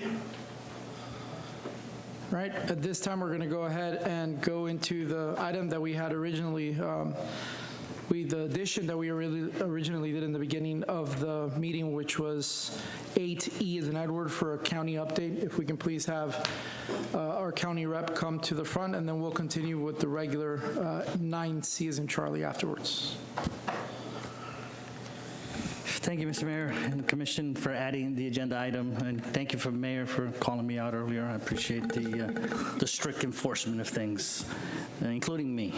But thank you, Council. The reason I did talk to the Mayor, just so you know, and asked if he could give me a few minutes, if you all would approve it, because I wanted to just kind of address some topics that have been brought up here by you all and some of your constituents over the last few months. And I have several updates and probably a couple of new things that I think would be important to share with you all at once, and some of the public that may have brought up some of these inquiries. And if I may, Mayor, I want a couple things. I'll start with the Howland Road repairs. There was discussions about Howland Boulevard, where we had a lot of fracturing happening, specifically between Providence Boulevard and leading up to the Wolfpack Run area. That is scheduled to be doing, I think they call it some rectangular patching, because if you look at it, there's just it's in the areas where the tires actually ride on, and they've been patching it over the years, just the simple stuff, but soon they're going to be scheduling some rectangular, that's a better type of correction, and that's scheduled to be happening soon. There's been discussion and development around Howland Boulevard, also near I-4, where we're having all that construction. I want you all to know that in our recent approvals for road projects, we funded a study for that entire interchange there, including, where the Wawa is, the Starbucks, the McDonald's, and because that area is, I don't want to say failing, it may be failing, but it's got problems. If we drive it in the mornings, which I do often, it's a mess. And it's in the afternoons also. So we've already funded the study to see what improvements we could make in the future to alleviate some of those pressures, because we know more is coming in that area as that commercial development occurs over there. So that's already been funded. Deltona High School, I know I already said that, but Deltona High School is coming soon. Once school is out, we'll hopefully schedule the construction for the safety improvements with the railings, with the crosswalks. The decision was put forward to make that a blue crosswalk because it was mainly because of Deltona High School's colors are blue. We're looking, someone threw the idea out there of maybe making, what was it, the wolf paws across the street. They're checking to see if that correlates with DOT regulations. If it does, then we'll probably implement that there in front of the school there, for the kids to highlight Deltona High School. I know we have other schools schools, and we know we have other high schools, and in due time, hopefully we can get to those. So that's going to be coming forward in the next few months. Staff told me that they are close to a design concept to send for my approval. There's been discussion about Rhode Island Extension. I wanted you all to know that that is in our work program also. The county had an old plan that's been in place, and the county has acquired right-of-way over the years to facilitate that Rhode Island Extension, mostly on the Orange City side. But it is on our priority plan for the county to consider Rhode Island Extension, to also work with DOT.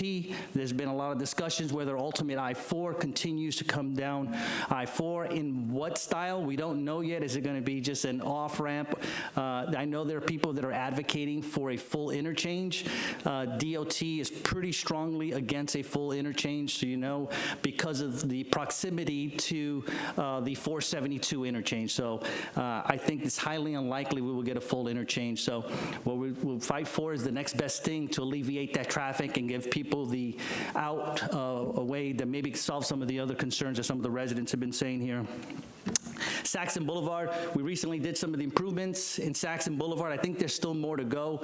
What had occurred there, I think there was some sinking of the road there. We had the metal plate. It turns out that there was some pipes that got affected with the water, with all the rains, and it basically gave away to all that. I know there was concerns about sinkholes and stuff like that. It was nothing that. So it was more of the pipes and the water that facilitated that. So they've already started those repairs, and they may be done. I'm not sure yet. Doyle Road, near Osteen Elementary. I know that's been a hot topic here. I know you all take the blame for some of the flooding that happens there. I take the blame for some of the flooding that's happening there. Specifically in front of Osteen Elementary. At the last county council meeting, I asked for consensus from our council, and they unanimously supported to get our team to work with the school board team, to work with our grants team to find a solution to that area. If those of you that have been here a long time know that that area has always flooded. The road itself and the school used to flood, and then they rebuilt the school on a little bit higher ground, but the area still is prone to flooding.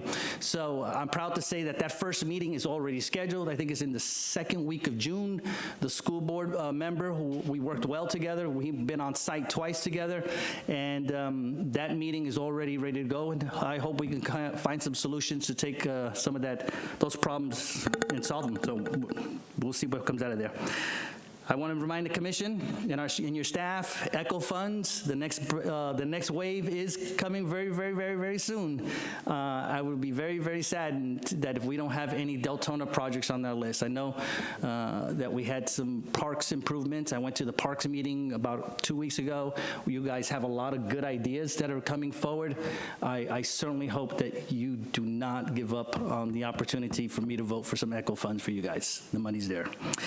Transform 86, that's coming soon too, the next wave. So be ready for that. Hopefully encourage your staff to be ready for that, because there's a lot of money available for Volusia. I could fight for you guys. I just need you guys to apply. So go big or go home, right? Somebody said that. So go big and I can fight for you. And another topic, Mr. Mayor and Council, is the Osteen JPA.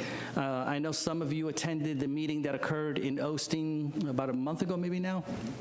And that topic is scheduled for the county council tomorrow to discuss the next steps on that. I want you to be aware that I am going to ask the county council to table that discussion tomorrow. The county council has to agree. The reason for that, and I know many of you talked to the Osteen residents, there's an organized group that wants a little bit more time, and I'm compassionate to that time that they need, because I'd like to settle this Osteen conversation whichever way it's going to go, in a way that people felt that they were a part of it. You know, we're not going to get 100% agreement on it, I can assure you that. But once we make a decision, I hope we can move forward for whatever the city and the county decides for the future of that 415 Osteen corridor. So tomorrow I'll make that motion to table it, and hopefully we get an affirmative vote on that and give them a little bit more time. But it'll be time certain. I just want you to know it won't be open-ended. Mrs. Bryant, I just added this, Mr. Mayor. Mrs. Bryant, comment about the U-turn. I already talked to her. We'll figure that out this week. And I want to announce one thing, and the mayor, if you want to ask me any question, I'm certainly open to it for anybody. But I wanted to announce, Mr. Mayor, because we have a lot of veterans here. And at the county council a few weeks ago, I put forward a proposal to do a road designation program to designate roads, not change the name of the road, but to designate roads specifically that are county roads after individuals that we want to recognize. But I'm going to be putting forward for Deltona a veterans committee to select the first veteran in Volusia County, and I'm going to encourage them to select someone who's alive so we can honor them while they're alive, to designate a county road in Deltona. So I hope our veterans, I know, the tough part, the reason I did that, because there's so many great veterans, and how do I pick, right? And I was struggling with that, but I hope to get a body of veterans together and have them submit names to me to designate a Volusia County road in the city of Deltona to a Deltona living veteran. So more to that to come soon. And if you have any questions for me, I'm good. Is there any questions from commission? No questions. Awesome. Thank you. Thank you for the update. Thank you for your time. All right. This time we're going to go ahead. And go into section 9C. If I can please have the city attorney read. It's very short, Zach. It shouldn't be that bad. Thank you, Mr. Mayor. This is item 9C, discussion of renovations exceeding $50,000 at city facilities. Okay, this is only a discussion, so we don't need a motion right now. City manager, did you want to take over? I believe Commissioner Caldwell brought this up last meeting. Commissioner Caldwell? What is it? So, sorry, we can't hear you. If you all would like to move forward with a motion on this item, you may. Okay. Did you want to have any discussion, or you just want to go into a I motion? thought we did discussions after the motions. Okay. Is that how we're doing it now or not? Yeah, but we initially have this down as a discussion, that's why. Okay. You can go ahead, though, if you want to make your motion. I'd like go to ahead. make a motion to approve. Why not? There's a motion by Commissioner Call to approve renovations exceeding $50,000 to come back to City Hall. Is there a second? I'll second. Second by Commissioner Howington. Commissioner Santiago is on the board. Thank you, Mayor. Just to understand what this means, discussion of renovations exceeding $50,000 at city facility. Are these items that have already in the budget and it's been approved already? That is correct. Okay. Why are we repeating the approval process? I don't think that we need to have a second approval on an item that we already approved in the budget. I think it's going to hinder the process. We need to move forward with the city on items that have been already approved in the budget. And by bringing it back, we have to stop, staff needs to stop what they're doing, put in the paperwork, wait another month, probably 2 months, and it's just going to hinder the process of the items that need to move forward in the city of Deltona. So for that reason, I am denying the request.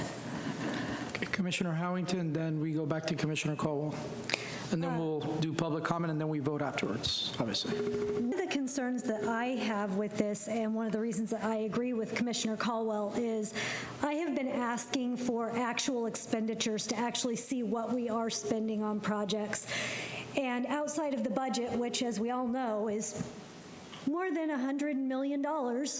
So when we look at a list, which I just received today, and I just have one line item of, we spent $4 million here, we spent $2 million there, I don't know what those items are. And so for us to actually be able to manage the business, we need to be able to see what is actually happening. And I feel like right now we're not really getting that visibility. So, thank you, that's what I had to say. Commissioner Caldwell. In the actual budget that we approve under the line items, is it listed what the projects will be and what the cost of them are? Or is it just listed as an expenditure? It should be listed what the project itself is. That's the only way that we can actually move forward without a second vote. Because I don't see that in here. I'm going to use an example like Dory used there.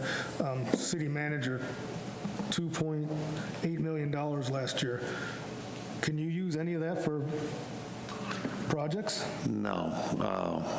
Robin, would you like to come up and explain a little more?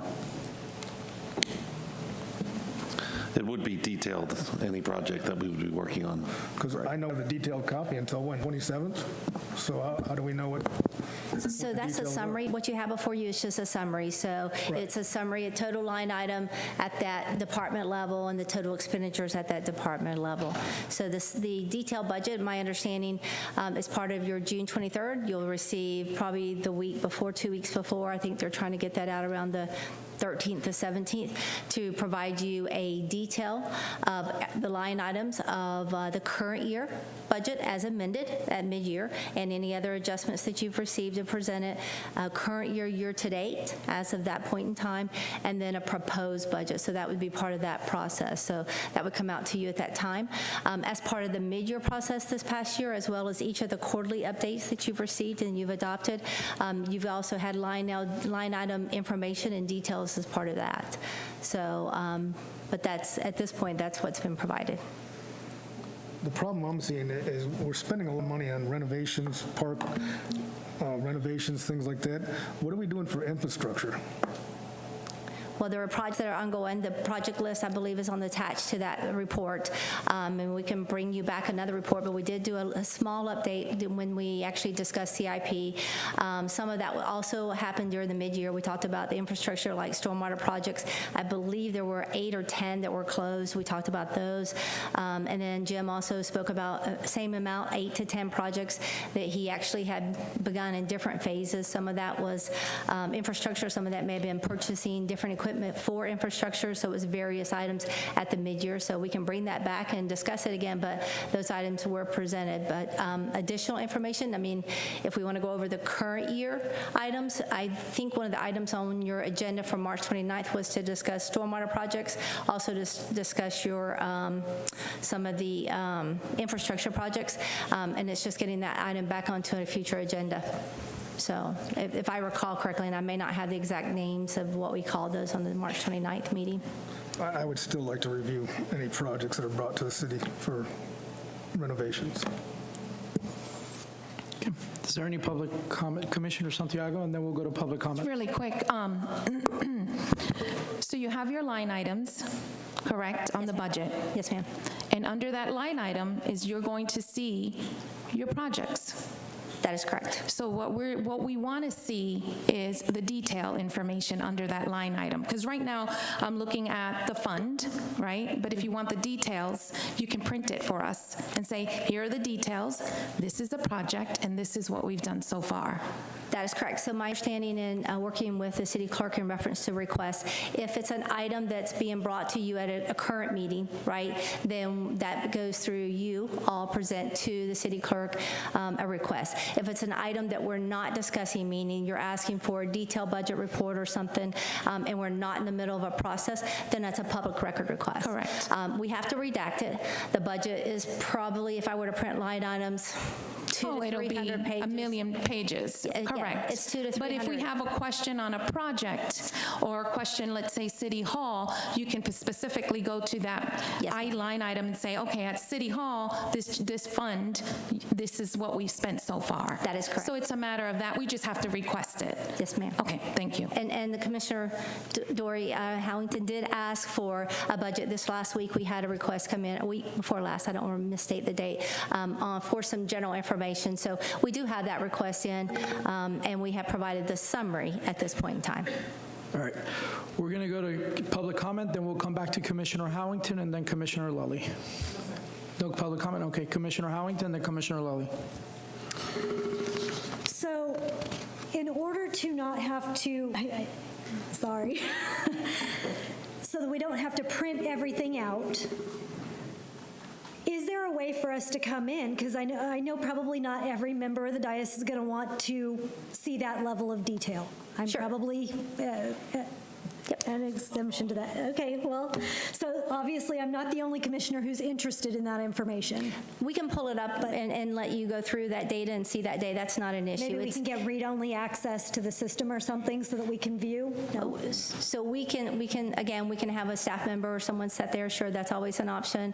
The challenge we run into, and I don't really want to state the policy or the state statute, so I'm sure that our attorney could, but the concern we have is printing out information has some of the information that's considered cybersecurity. So if it has the name of a software on it, if it has the name that we use, I mean, some of our information might be in those minutes or those justifications within the system, but we also have another area that we can also do that. So we're just being very cautious in reference to not reference a software, presenting that out there and putting it out there.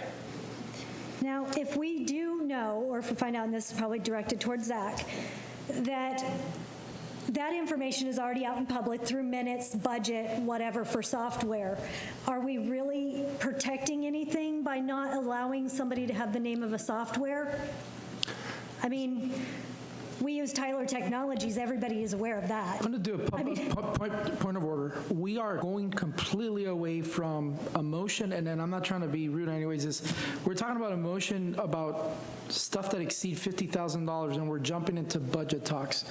I just want to make sure we're steering right back to where we're going. If there's a point that correlates to this, we need to make it because we're completely steering off the discussion. The correlation is I've asked for actual expenditures and I'm not getting it, and this is actually requesting the expenditures for renovations over $50,000. So that's a full circle for you. Okay, because you're talking about software, not renovations. Go ahead. Well, again, because I'm being told the reason I can't have it is because they don't want to announce what accounting software we use.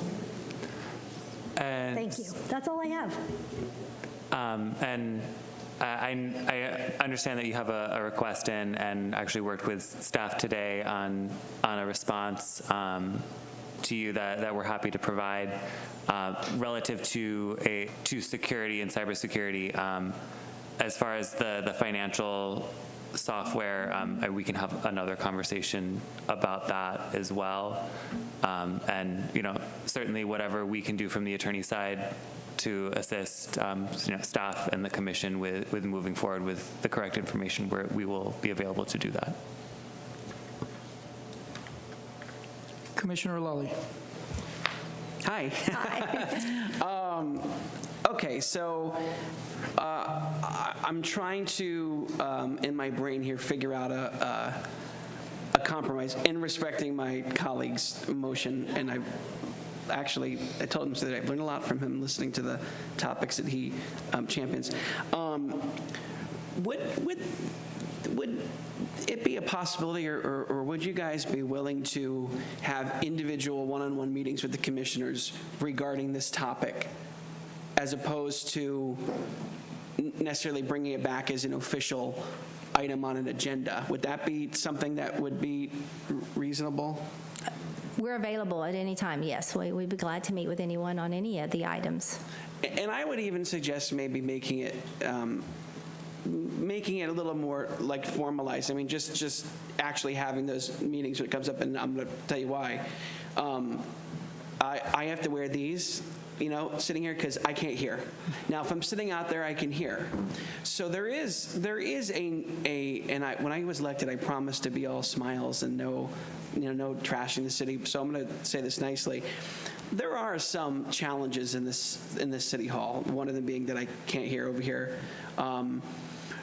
Upstairs, we have, the administrative staff who work in essentially a hallway, which was a first for me when I came in this building, and I've been in a lot of city halls.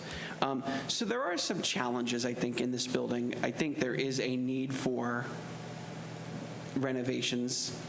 Again, what the scale of that is yet to be determined. But I do believe there's a need for that. But I just wanted to see if there was an opportunity for us to have maybe not quite as formal as what this motion is, but more formal than just saying, someone calls you up to ask, because it is an important thing.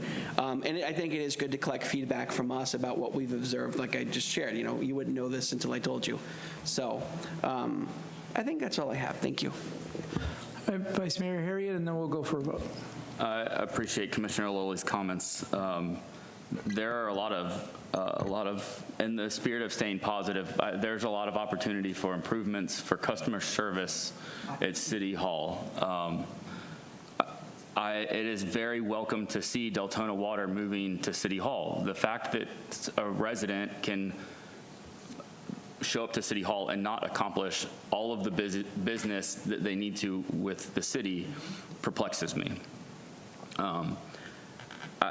I think that's a very fair compromise, Commissioner Lowley. I would also like to see maybe a presentation on some of the improvements that are being pursued at City Hall rather than changing a policy. I think there's a lot of really good things and improvements being made at City Hall. I phrase it that way because they are absolutely necessary improvements, and they will make conducting business with the city more streamlined, easier. It's a benefit to residents. So I would very much support the request for a presentation on facility projects at City Hall versus changing policy. Thank you, Vice Mayor. At this time, we're going to go ahead and go for a vote.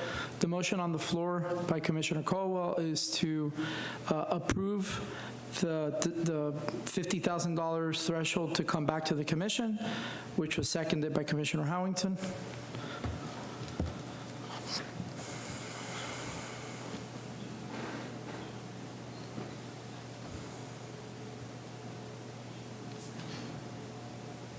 The motion to approve fails, 3-4.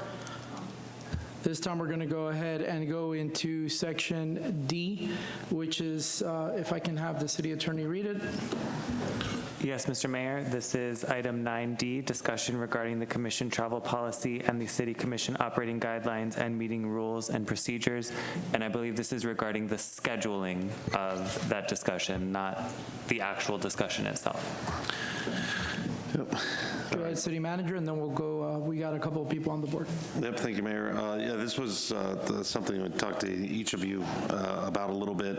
We've tried to schedule some workshops, and I know there's been discussion. Some commissioners weren't excited about Saturday meetings. We tried to pick out a Monday. Unfortunately, the first two respondents said they weren't able to make it, which leads to a great point for us to discuss tonight, is if we schedule a workshop, we like to have 7 commissioners at a workshop. Well, 4 is obviously a quorum, but you can't make decisions at a workshop, so 1 could actually show up and still be technically a meeting. But how many is it that the commission would support? That's one of our questions. First of all, Saturday meetings, but when we have a workshop, how many is a quality number? Our concern coming from the staff standpoint is we can have a workshop, 4 commissioners show up, we spend 2 hours going over that topic, we kind of come up with a consensus at the end, not a vote, but an idea where we're going, bring it to the next meeting, and the 3 commissioners that weren't at that meeting spend the next hour and a half, 2 hours at a regular commission meeting discussing the things that they want to discuss where they weren't at the workshop, which goes to what this original question was, can we take 1 or 2 of these items and actually put it at the end of an agenda for discussion? Because if we're going to spend a lot of time at a workshop, spend a lot of time at a commission meeting, we're just kind of doubling up the same effort. So 3 parts, we're kind of just want you just, if you could to help us with direction, is are Saturdays interest or not interest potentials? Every other Monday, obviously potentially to have workshops, but we already asked for 1 and at least 2 commissioners weren't available. So is there a threshold that the commissioners all feel safe with how many people should be at a workshop? And could we actually take some agenda items and just put it on at the end of the meeting?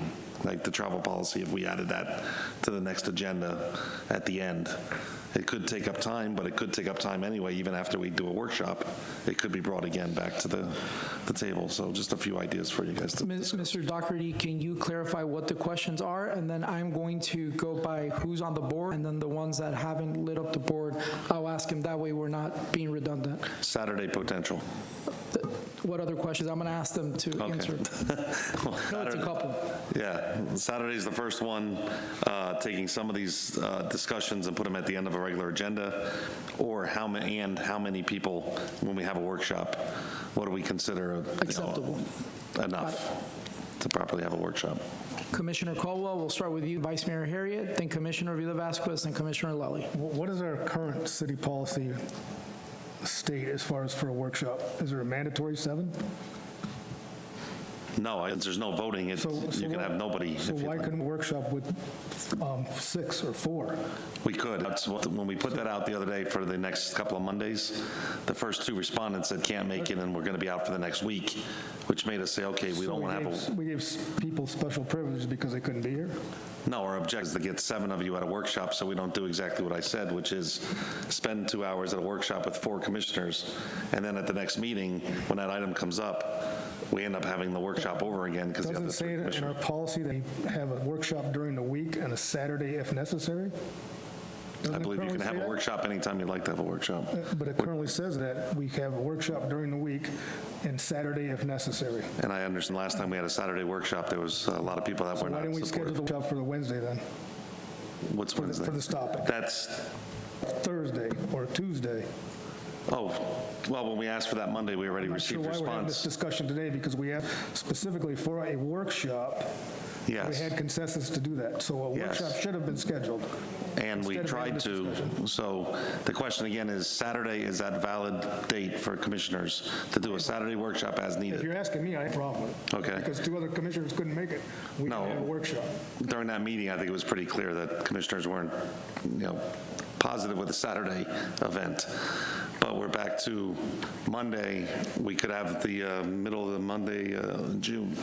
Who's running? Do we have enough commissioners?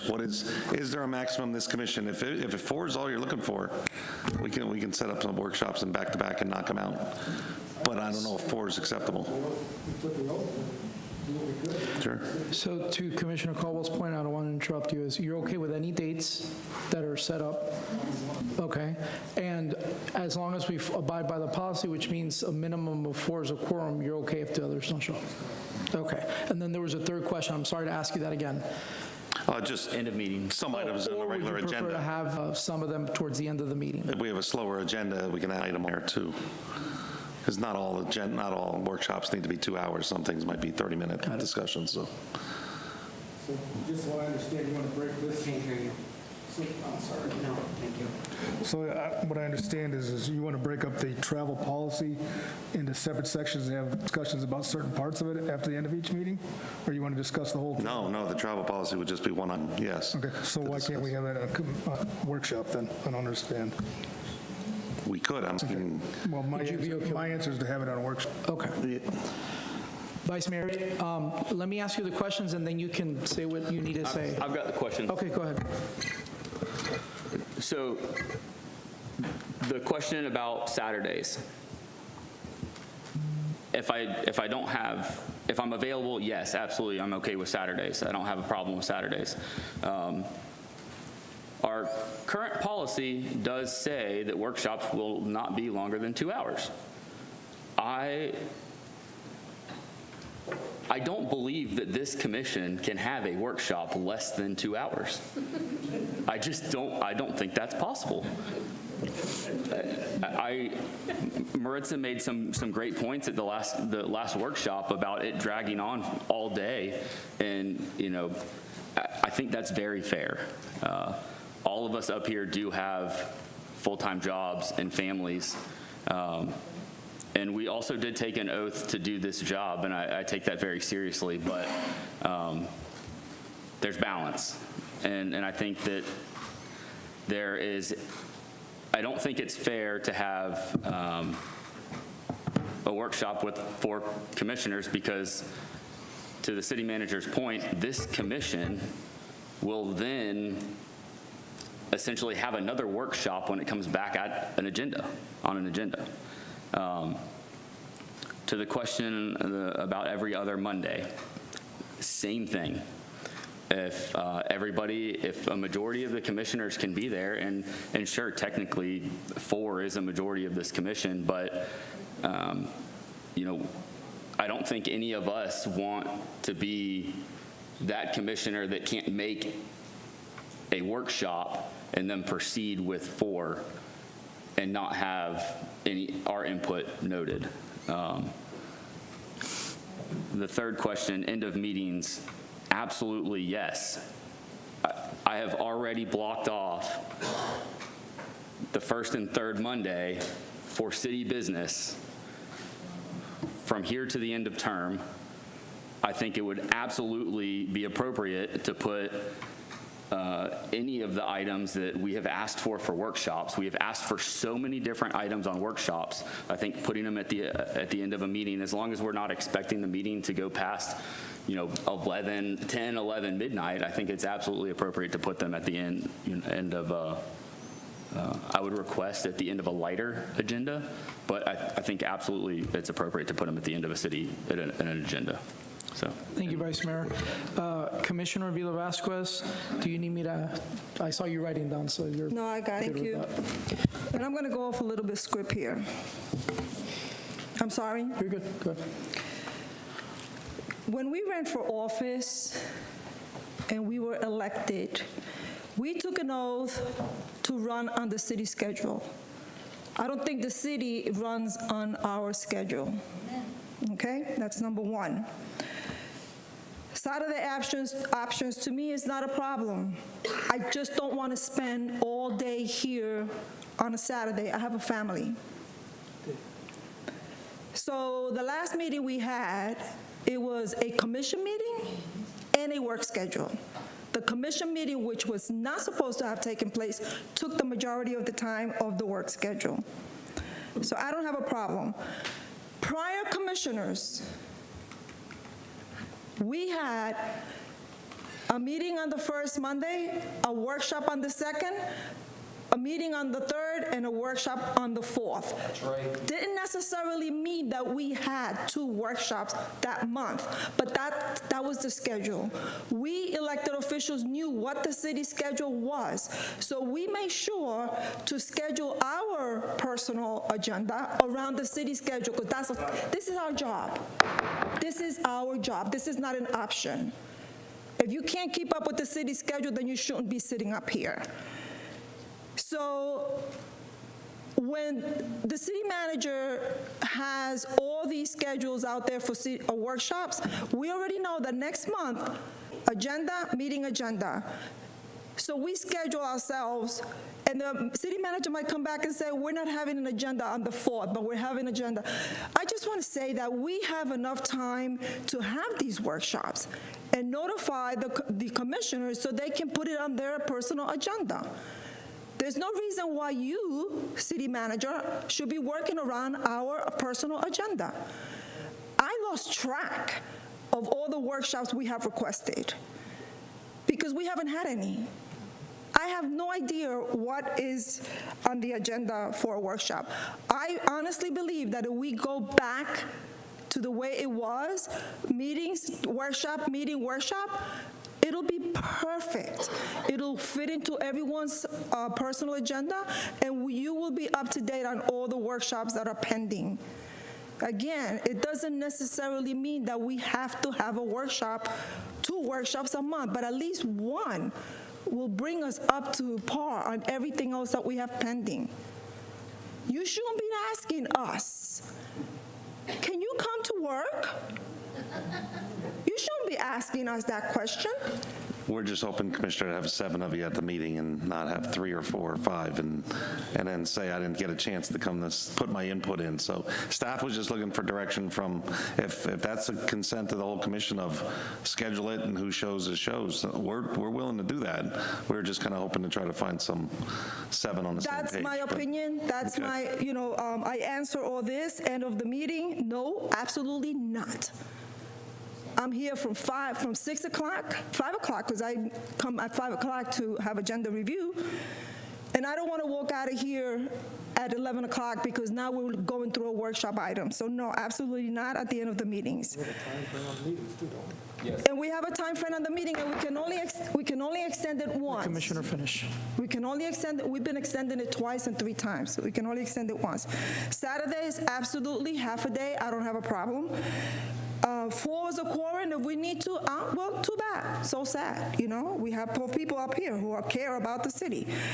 And then at the end of the month, at the end of the meeting, absolutely, I don't agree with that. Okay, thank you, Commissioner Vila Vasquez. Commissioner Lally? Thank you, Mayor. I've had public feedback both ways, but I think the majority was not in support of Saturday. what Commissioner Vila Vasquez brought up with, every Monday sort of being dedicated to the city's schedule. And if we don't need a workshop for that particular Monday, then we don't hold it. I'm in support of that. I certainly want to have the rest of the body's opinion, but I don't have a particular thought or demand for a certain number of attendance. So I would be fine with it either way, but I would generally not be in favor of Saturday, more in favor of what Commissioner Vila Vasquez said. And I do think there's some predictability to that. And again, some residents have expressed feedback to me that they would more support that versus random Saturday workshops. Did I answer it all? Yes. Okay. Commissioner Howington? So to kind of echo what others have said, I ran for this position. I've accepted to be here when we have meetings. I would like to know from this body who can make the June 9th that was put forth to us. Because if we have the 4 people, do we move forward with the June 9th workshop so that we can start moving things along rather than waiting? Because I know I can make it. And I think that's, what, a Monday night? It is a Monday night, and I want to point out real quick, address that. My family, my father has scheduled surgery for that day. I will not be here. I apologize to anybody that takes offense to that. It has nothing to do with dedication to the city whatsoever. So I take offense that it is insinuated that because I can't make it because of something going on with my family that I'm not dedicated to the city. But to answer your question, that is why I will not be here. And if we have a situation where there's 3 commissioners that can't make it, that might not be the smartest day to have a workshop. All right. Am I good to move on? Go ahead. Sorry. Okay. So obviously, there are times where people will be sick. I mean, we have regular meetings, and we have a lot of meetings where we don't have an entire commission here. So to just stop having workshops because we can't all make it, that to me does not make sense. I would love to have all 7 of us here. I think that's important. But I think to be realistic, we are putting business on hold for things that come up. And yes, I do understand. One of those days it could be me. I get that. People have family members that die. People have family members that get sick. People end up hospitalized. Whatever the reason, people take vacations. But at that point, we just have to accept that there will be days that we will not be here, and business within the city should not stop. So with that said, Saturdays, I prefer Monday nights. I'd rather not give up my family time, but if it's scheduled for a Saturday, I will be here if I'm able. As for a quorum, I'm good with 4, but again, I'd like to have all 7, but I think that's unrealistic to say that we can always have 7 people here. And as far as the end of meeting, I would actually like to see more opportunities within our workshops for subject matter experts to speak and for us to go through an entire meeting. I mean, here it's 9:15 almost. To expect those people to stay at a meeting until this time of night to speak to us and offer their opinion as a subject matter expert, to me, I don't think that's fair to those people. A lot of them are business professionals who are coming in specifically about a specific topic, and I just don't know that that's efficient of our time or their time.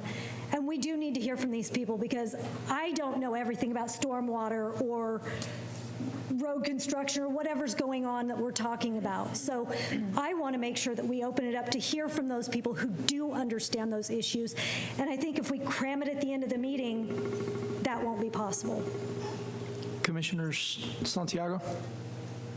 Thank you, Mayor. Just make it quick. Saturdays is fine, Monday is fine. And 4 is the quorum I agree with. Thanks. End of commission meeting. No. So I'll answer because I'm the last one left. I prefer the days. I'm okay with Saturdays if I need to take away some of that time. And 4 is the minimum, so I'm sure at some point we'll hear what the other missing commissioners' opinions are, whether they're here or not. It still gets repeated anyways. And I prefer it not to be at the end of a commission meeting, so I think you have your direction. Yes, sir. Thank you, Mayor and Commission. Okay. All right. Moving on. City attorney comments. That was a discussion. Yeah, because that was a discussion item, there was no action taken. There's public comment is not required. Okay. Sorry. Let's go ahead and hear the public comment anyways, but.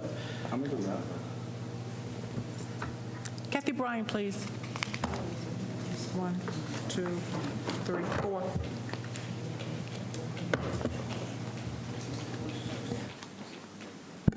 Thank you, and I appreciate the public comment because, you've got two different sides to this, and in some ways everybody's right. But here's a thought for you. Sometimes you guys get in your own way. The complaint is you guys don't want us to speak, and that's one of the things we're going to talk about in the workshop meeting. You guys want to limit our ability to speak, et cetera. But why not? But then you put in a lot of proclamations, you put the school students, you put the band, all in the regular meeting. That's your business meeting. Why don't you do the workshops on your meeting nights? Keep your public comment where, at the same time, and then do that every other Monday, have your celebrations. Because we're talking, people are coming in, and then you've got to take time to let people go out. And then, sometimes people are going in and out and you can't hear. So think about it. But and if you only have 4 people at a workshop, for the other people, it's your responsibility to go look at that workshop. What did they talk about? What did they find out? So you're not asking the same questions and coming up with the same stuff or asking questions that were already discussed. Does that make sense? So sometimes we're made out to be the bad guys, but I don't come up here and yell at you guys. I don't call you names, and I'm going to point out the truth and be blunt. You get those that do that, but you know what? Free speech. But a lot of us have a lot to contribute. And you guys waste more time than we could ever think about. Have a good night. Thank you. Matthew Bergens, please.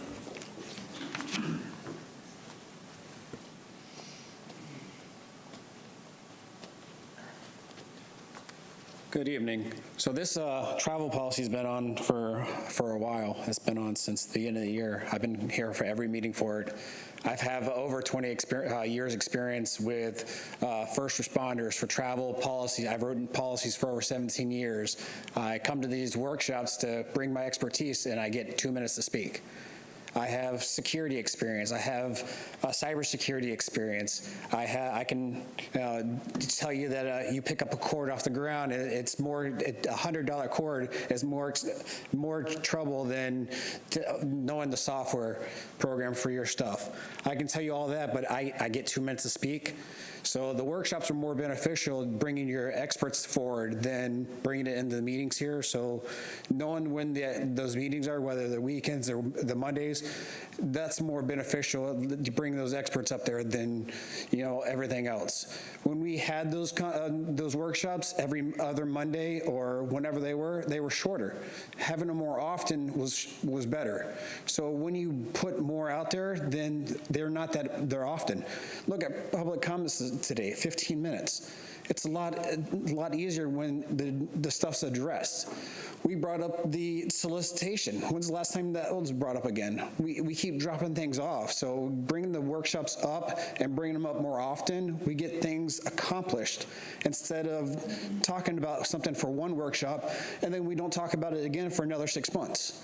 So having them more regularly is the issue that we're having. So I think that we need to have the workshops more regularly, whether they're once a month or twice a month, but at least have them scheduled and then use that time wisely when we need them. If we don't use them, then we don't use them. but we need to have workshops more often and just have them scheduled for when they're there. But this travel policy has been up there since February, and it needs to be addressed. All the other policies, we wanted to go through all the other policies as well. We need to get through all those other policies as well, and we haven't touched any of them. Thank you for your time, and like I said, I hope that we can get more experts out there. David Sosa, please.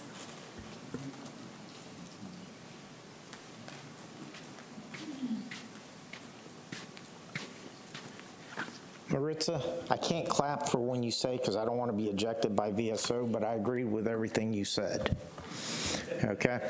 Now, that being said, since I've been watching commission meetings for probably the last decade, as a commissioner, there was always consistency in the meetings. You had your first and third Mondays were always commission meetings unless there was a holiday, but that was scheduled the prior year. The second and fourth were always dedicated to workshops. Should you not have an item for a workshop, there just was no meeting that day. Okay? Now, most workshops are scheduled for 2 hours. Meetings were scheduled for 4 hours.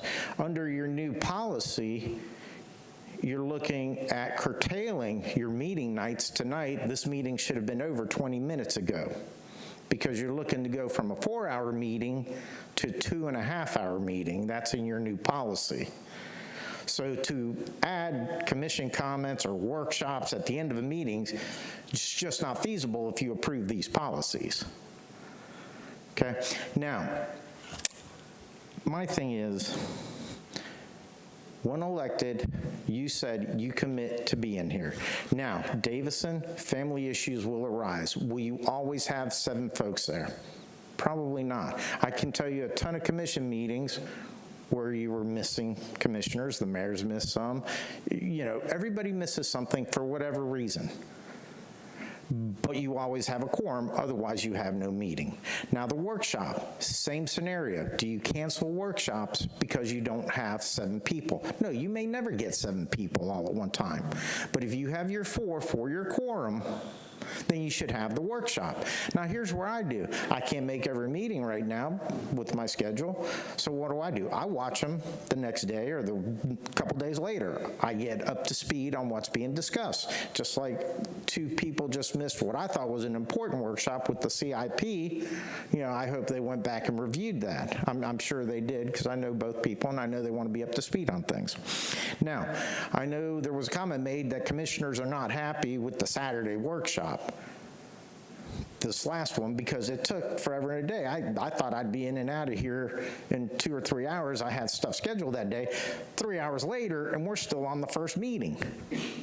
So that tells me one thing. You cram too much into one workshop. Basically, that is his responsibility for time management.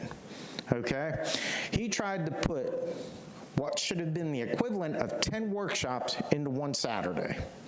That's where the frustration comes in. It's lack of time management. Each workshop should have 1 or 2 items. You discuss it for an hour, each item, and you should be done.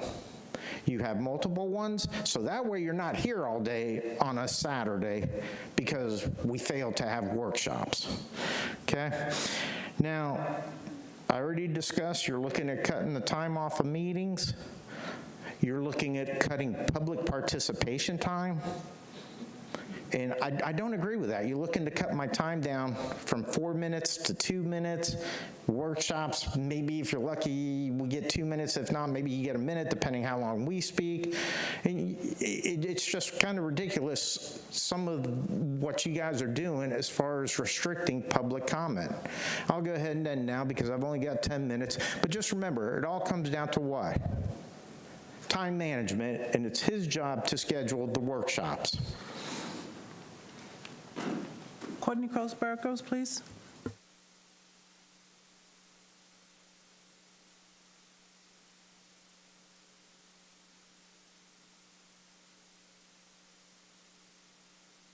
There we go. I guess a lot of what I'm going to say at this point is repetitive, but number one, I agree with Maritza 1,000%.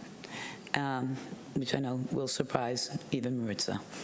But I do. She came up with a lot of exactly what I was going to say myself. I think Saturday was horrendous, that meeting, but again, like somebody else has already said, it's because we haven't been having workshops. So everything got crammed into that day, so it was extraordinary. I don't know how you guys did it. It really was.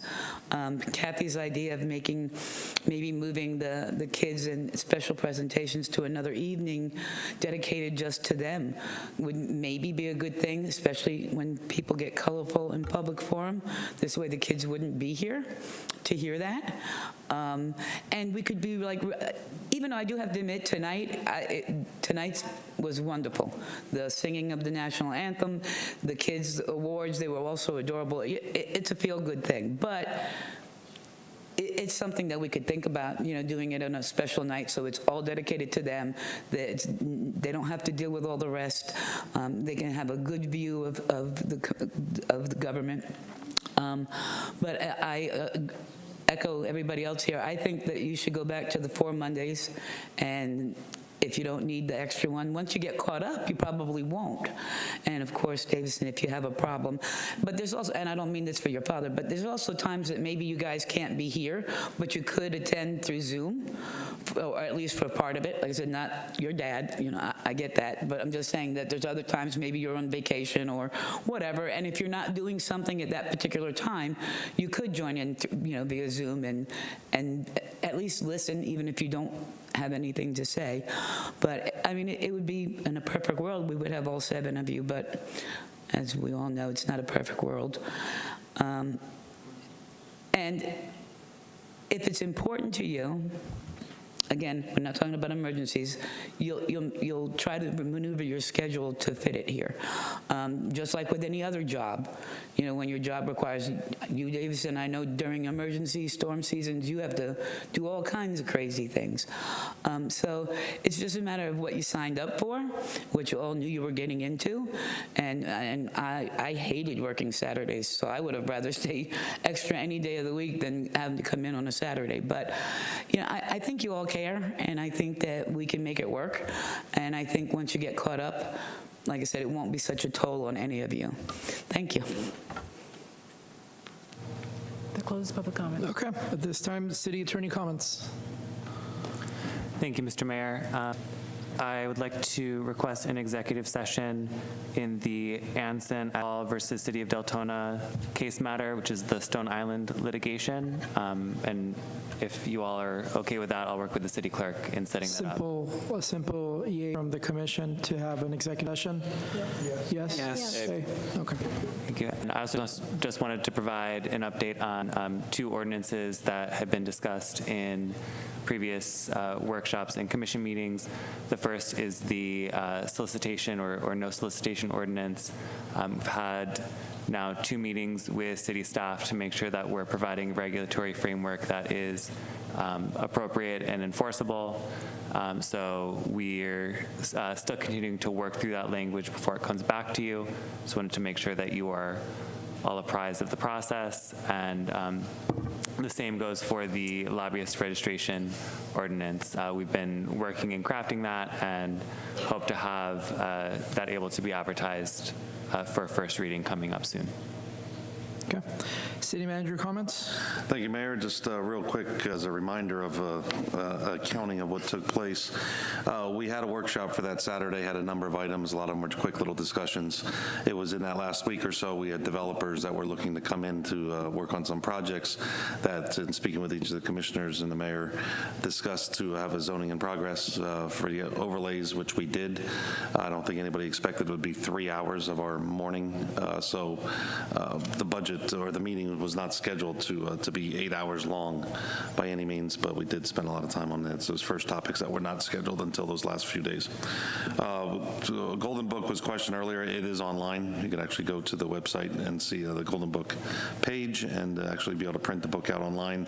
And at that point, we can update some minor corrections that we've already found. And just another piece that's hanging out there, it always seems that our city is waiting for something to happen.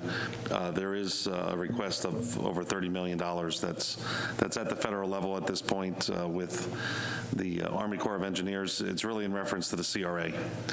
One issue we have with the CRA, for those that may not be aware, in I believe it's District 3, is the Deltona Plaza, the Boulevard, up Normandy and down Saxon to I-4, that a lot of those areas are on septic, and restaurants cannot come into a septic area. So you're looking at possibly up to $30 million putting in sewer throughout that area, which is not something that we have handily available, but our request is in, and it's actually moving through the channels pretty well. And from what we just heard recently, some of our elected officials are pushing Army Corps of Engineers to make final decisions on Florida water projects so that they could make their way to the president's desk. So before we renovate the CRA area and put some funding into it, which we have some funding in the CRA, we want to see what happens with this step, which we should hopefully know in the next month, couple months at the most, and then we'll move forward with whatever we need to do at that point. That's it tonight, Mayor. Thank you. Now I'm going to go to City Commission comments and requests, and because there seem to be a lot of issues, I'm going to go back down the list to make everybody's life easy. Commissioner Nick Lally. Thank you. We like making life easy. I would like to revisit something early in the meeting and get consensus from the commission, because I don't think we got that.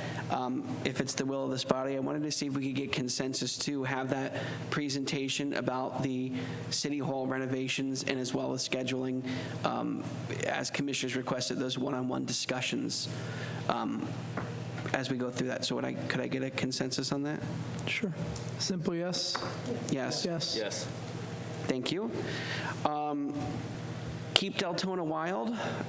The process is ongoing for that. A consultant is being brought on board to work us through that process, so progress is being made there. I know recently we've talked a lot about native plants tonight, but plants in general. I know we gave away a lot of trees and plants recently here at City Hall. Would love to see those photos, see everyone getting those planted and how they're growing in your yards. I know we had some rain recently, but we're back to those dry days, so maybe once we get the rain started again and things are looking nice and green. And I think that's all I have tonight. Thank you. Thank you, Commissioner Lally. Commissioner Stephen Caldwell. Yes, I'd like, when the travel policy and stuff is brought back up to us, I'd like to see a copy with strike-throughs and additions.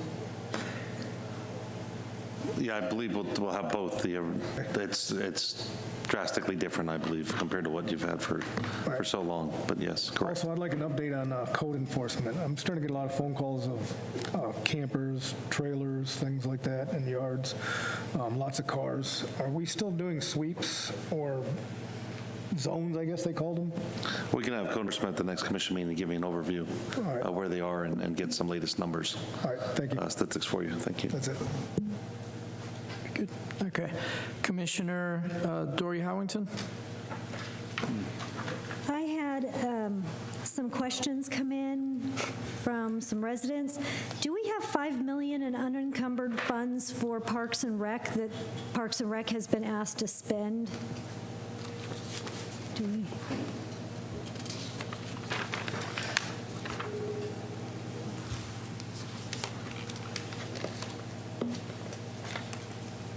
So I do believe at the mid-year, it was about I don't have it in front of me, 4.6, 4.8, that was residing out in the Parks and Rec budget at that point in time. So, I mean, those funds would be available for parks and other operating functions.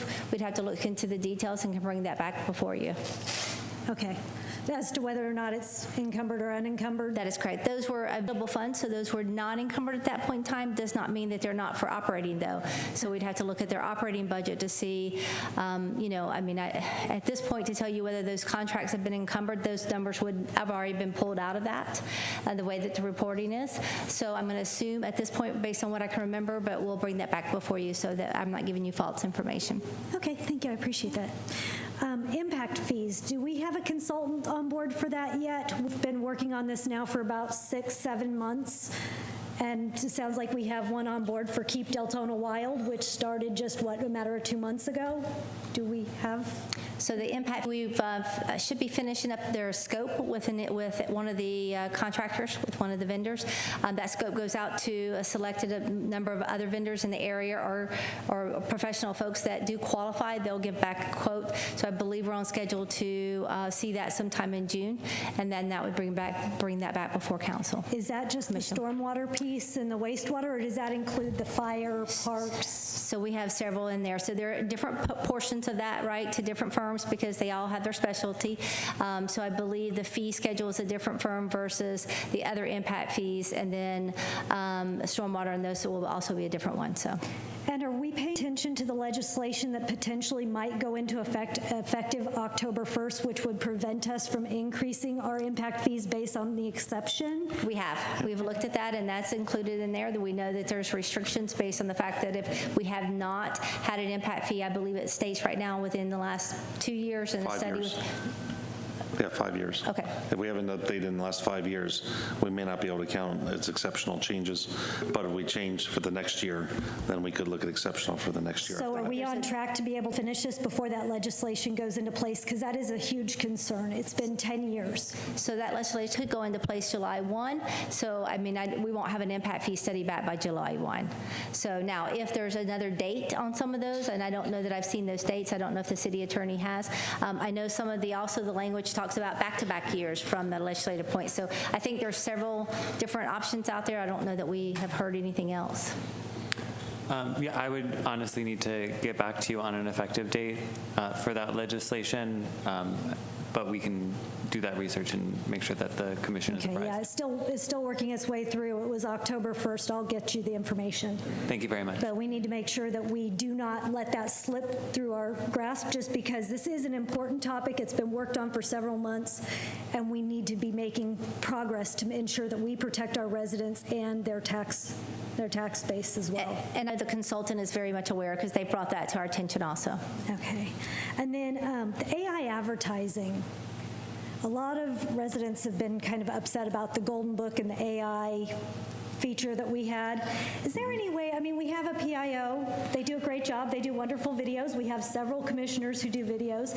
Do we have staff or potentially alternating through commissioners to let us do videos or something if we're explaining, like with the Golden Book? We could have each stepped in and done a section or something rather than using AI.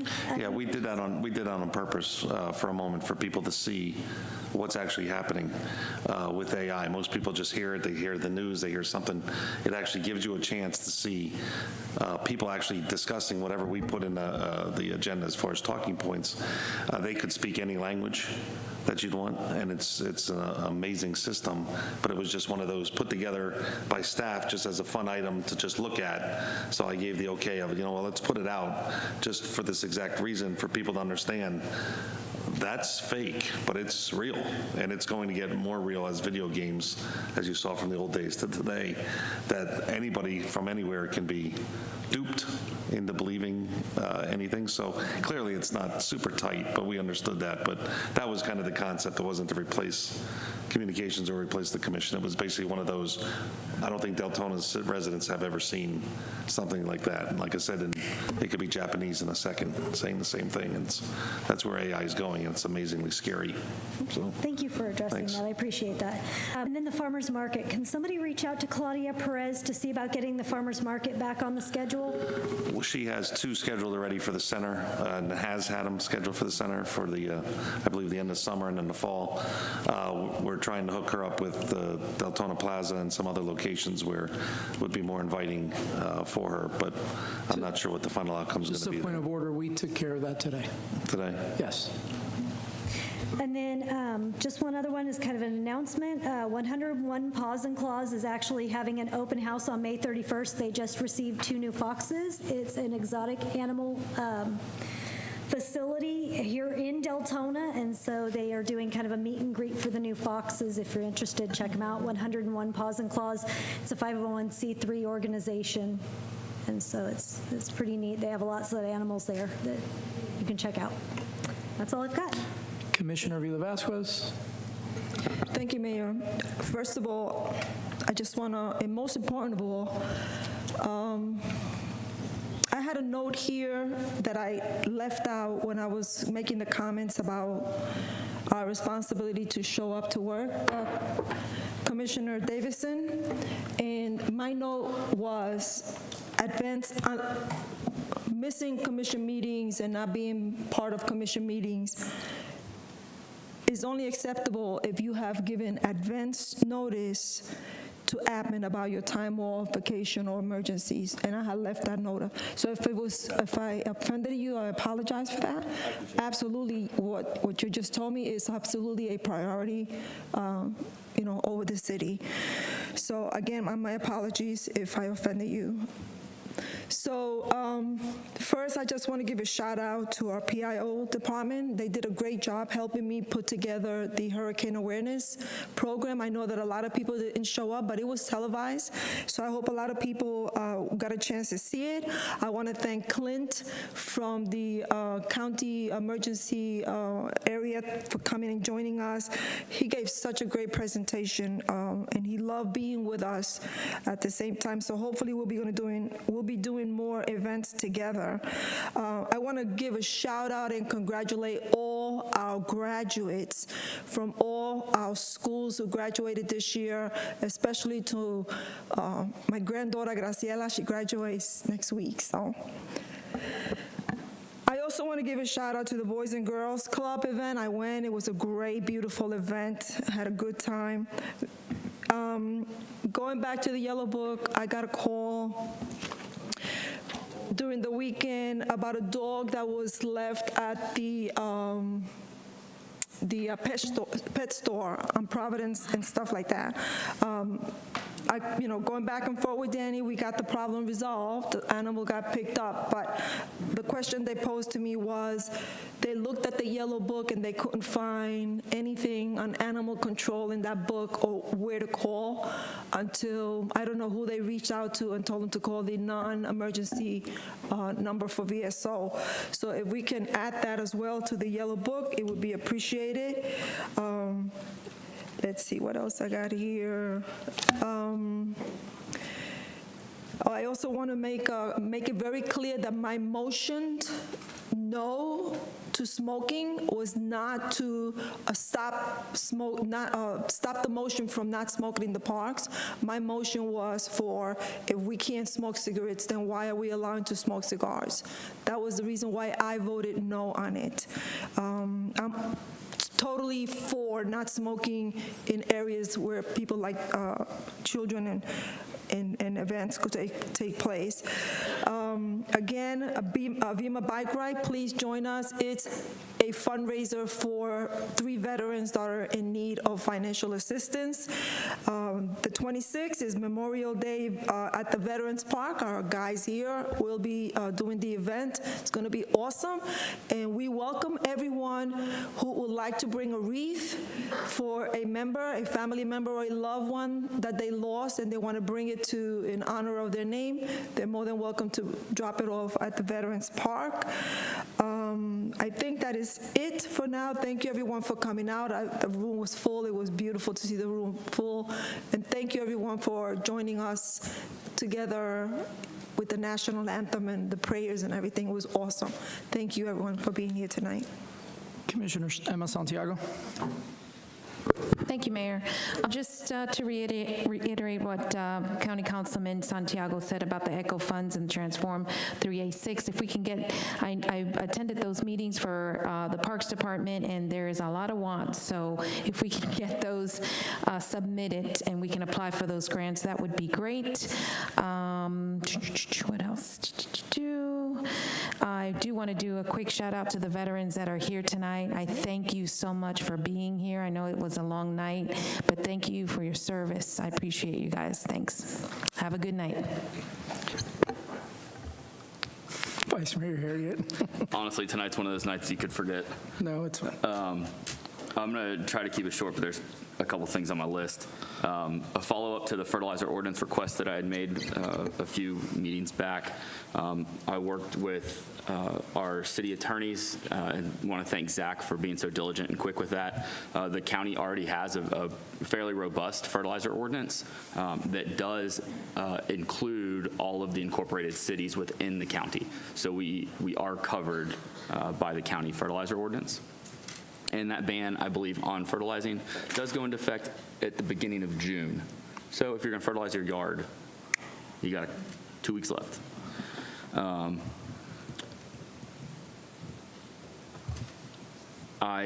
This afternoon before the commission meeting, I presented the water safety proclamation. So thank you, Mayor, for allowing me to do that. I presented it to Swim with Becky, one of our local providers for swim lessons and survival swim lessons, as well as the fire department. And DCF was also represented there, as they're the ones that are responsible for doing those death investigations when there is a drowning death of a child.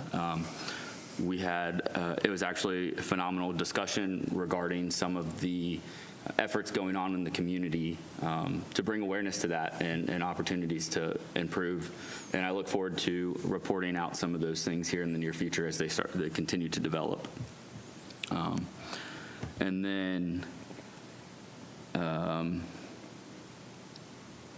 I would also like to share that I have gotten a lot of positive feedback from residents on the relocation of Deltona Water customer service to City Hall. That is seems to be a very it is a very positive improvement, and I've heard that from quite a few residents actually, which is unique because for all the things that I think that we would get feedback on, it was very welcome to hear it on something that was already done. And then, Commissioner Lully, thank you for bringing up the tree giveaway. I think it would be absolutely phenomenal if we could, our PIO could work on getting some pictures of trees that have been planted around the city and how they're doing. So I think that'd be a cool little neat highlight segment. So I would like to see that. And then last and probably the most important, there were some comments made after the last commission meeting where I had shared some confusion about kind of economic development and commercial development within the city regarding the Halifax Crossing development.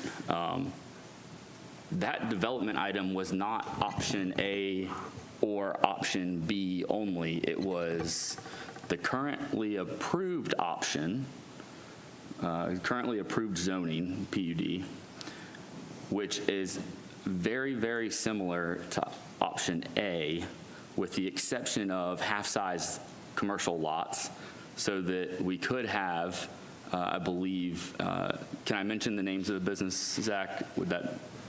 I believe that at least one of the businesses is in option B is subject of an NDA. So there, I'll keep it generic. So there were two businesses that are looking to come to Deltona that I would argue are not fast food, although they would be fast, because the reason they need half-size lots is so that they can have the drive-through. And so I don't understand why this is turning into a political thing when it's essentially keeping it how it is, but making it more friendly to additional businesses, or option B, which is to further reduce the multifamily residential and allow for the opportunity of a potential big box store. So that being said, I would like to see, like to get consensus to bring that item back to the commission at the next commission meeting.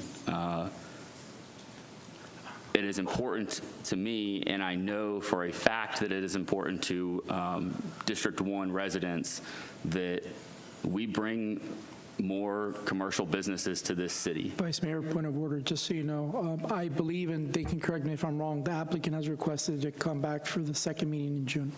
Is that the case? Yeah, I believe that they have submitted that request.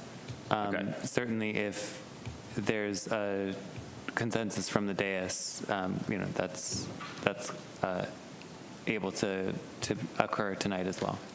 I'm fine with the second, if they're asking for the second meeting in June, I'm fine with that. I just want to make sure that that request does come back to us, because we have all sat up here and discussed commercial development and how much the city lacks commercial development opportunities for businesses. And I think that was a strong misstep on this commission's part at the last commission meeting. And Mayor, that's all I've got. Thank you. I got three things that are very quick. I just want to request, Doc, when you guys come to us to talk about our parks on Harris-Saxon, could we include a conversation in there so the whole dais can give an opinion on probably expanding the building for Harris-Saxon, because it's badly needed. Banners for the American Legion for veterans are available. If you can please reach out to Mr. King. I'm not going to mention his lovely spouse because she gets thrown into everything automatically. But I'm sorry? No, they could still get more orders in time for more to be done. So if they can please approach. It has to be very quick because we have very little time. And the last thing I have is very important. We've already received the first 17 banners. We have them already. I just gave them to Phyllis tonight. So she'll have them, be putting them up in the next few days, really, because we're just real close to Memorial Day. So she has them. But we have been told that when the banners get up, a lot of people will start to see them, and other people are going to want banners. So we're ready for that.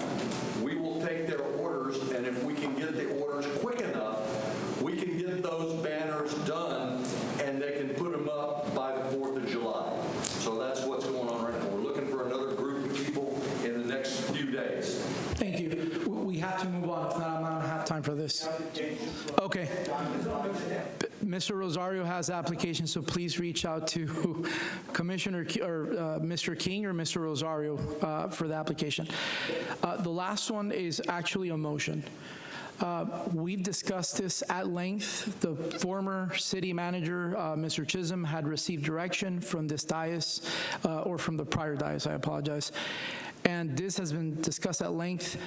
Our veterans are extremely frustrated about this, and I think we just need to get this done. So I am going to, at this time, make a motion for the Sergeant David L. or G. Ledgerwood American Legion Post 255 be given a 100-year lease at $1 a year, same thing that the city has with whoever does the property here, and allow them to own their building, not the museum, but the building. That is my motion, and it's to be directed at, for them to get with legal and our city manager to work those deals out. So at this time, I would like to hear a second. I'll second for discussion. There's a second by Vice Mayor Harriet, and then Commissioner Avila Vasquez, you have a question. And then if anybody else wants to ask. Thank you. So I'm a little confused. What do you, them not owning the museum, this motion is not about the museum, it's about what is going to be called a land lease. Am I correct? So it's a land lease that we're going to be approving for $1 a year. So I have no idea where the museum comes in. No, I don't want there to be confusion between people thinking, so if they build their building, they can keep, it's their building. Yeah. We don't want, they're not trying to keep the museum. I want to make sure there's no confusion when the language is drafted that, we're giving them the museum. No. So this motion is just about the land lease. And for when they build their building, they own their building. Their building. Right. It's their building. Just like we do here in City Hall. Correct. Okay. All right. Vice Mayor Harriet, you're on, then Commissioner Lully, and we got 8 minutes, by the way. So, and then Commissioner Howington. I'll be real quick. I just was the clarification that it's not, they don't want to own the museum building. You just want to own the building that you are going to build. Correct. 100% agree. Thank you. Commissioner Lully? I'll be quick as well. I completely support this. I am going to be a wet blanket. I I'm not sure I agree with the process for how this was just done, just because I feel like others have been denied the ability to make a motion during commissioner comments for an actual disposition of a thing. I would prefer process-wise for this to be on the next agenda, just to follow the process, because this is wonderful, but tomorrow it's something that is not wonderful. So I just have concerns about that. If I can get the person that made the second to withdraw their second, Yeah. I'll go ahead and amend my motion to put it at the very next commission meeting to go through the process. I just want to make sure this gets done because we keep dropping the ball, so. Absolutely. I couldn't agree more. Okay. Commissioner Howington? So just to confirm, the city's not paying to build the building? No. Okay. Okay, and that's my last question. Okay. Could you please do a verbal vote? All in favor, say aye. Let her do one by one. Yes. Commissioner Colwell? Yes, to hear this at the next meeting. Commissioner Howington? Yes. Commissioner Lully? Yes. Commissioner Santiago? Yes. Vice Mayor Harriet? Absolutely. Mayor Villa? Yes. I have consensus. Meeting's adjourned.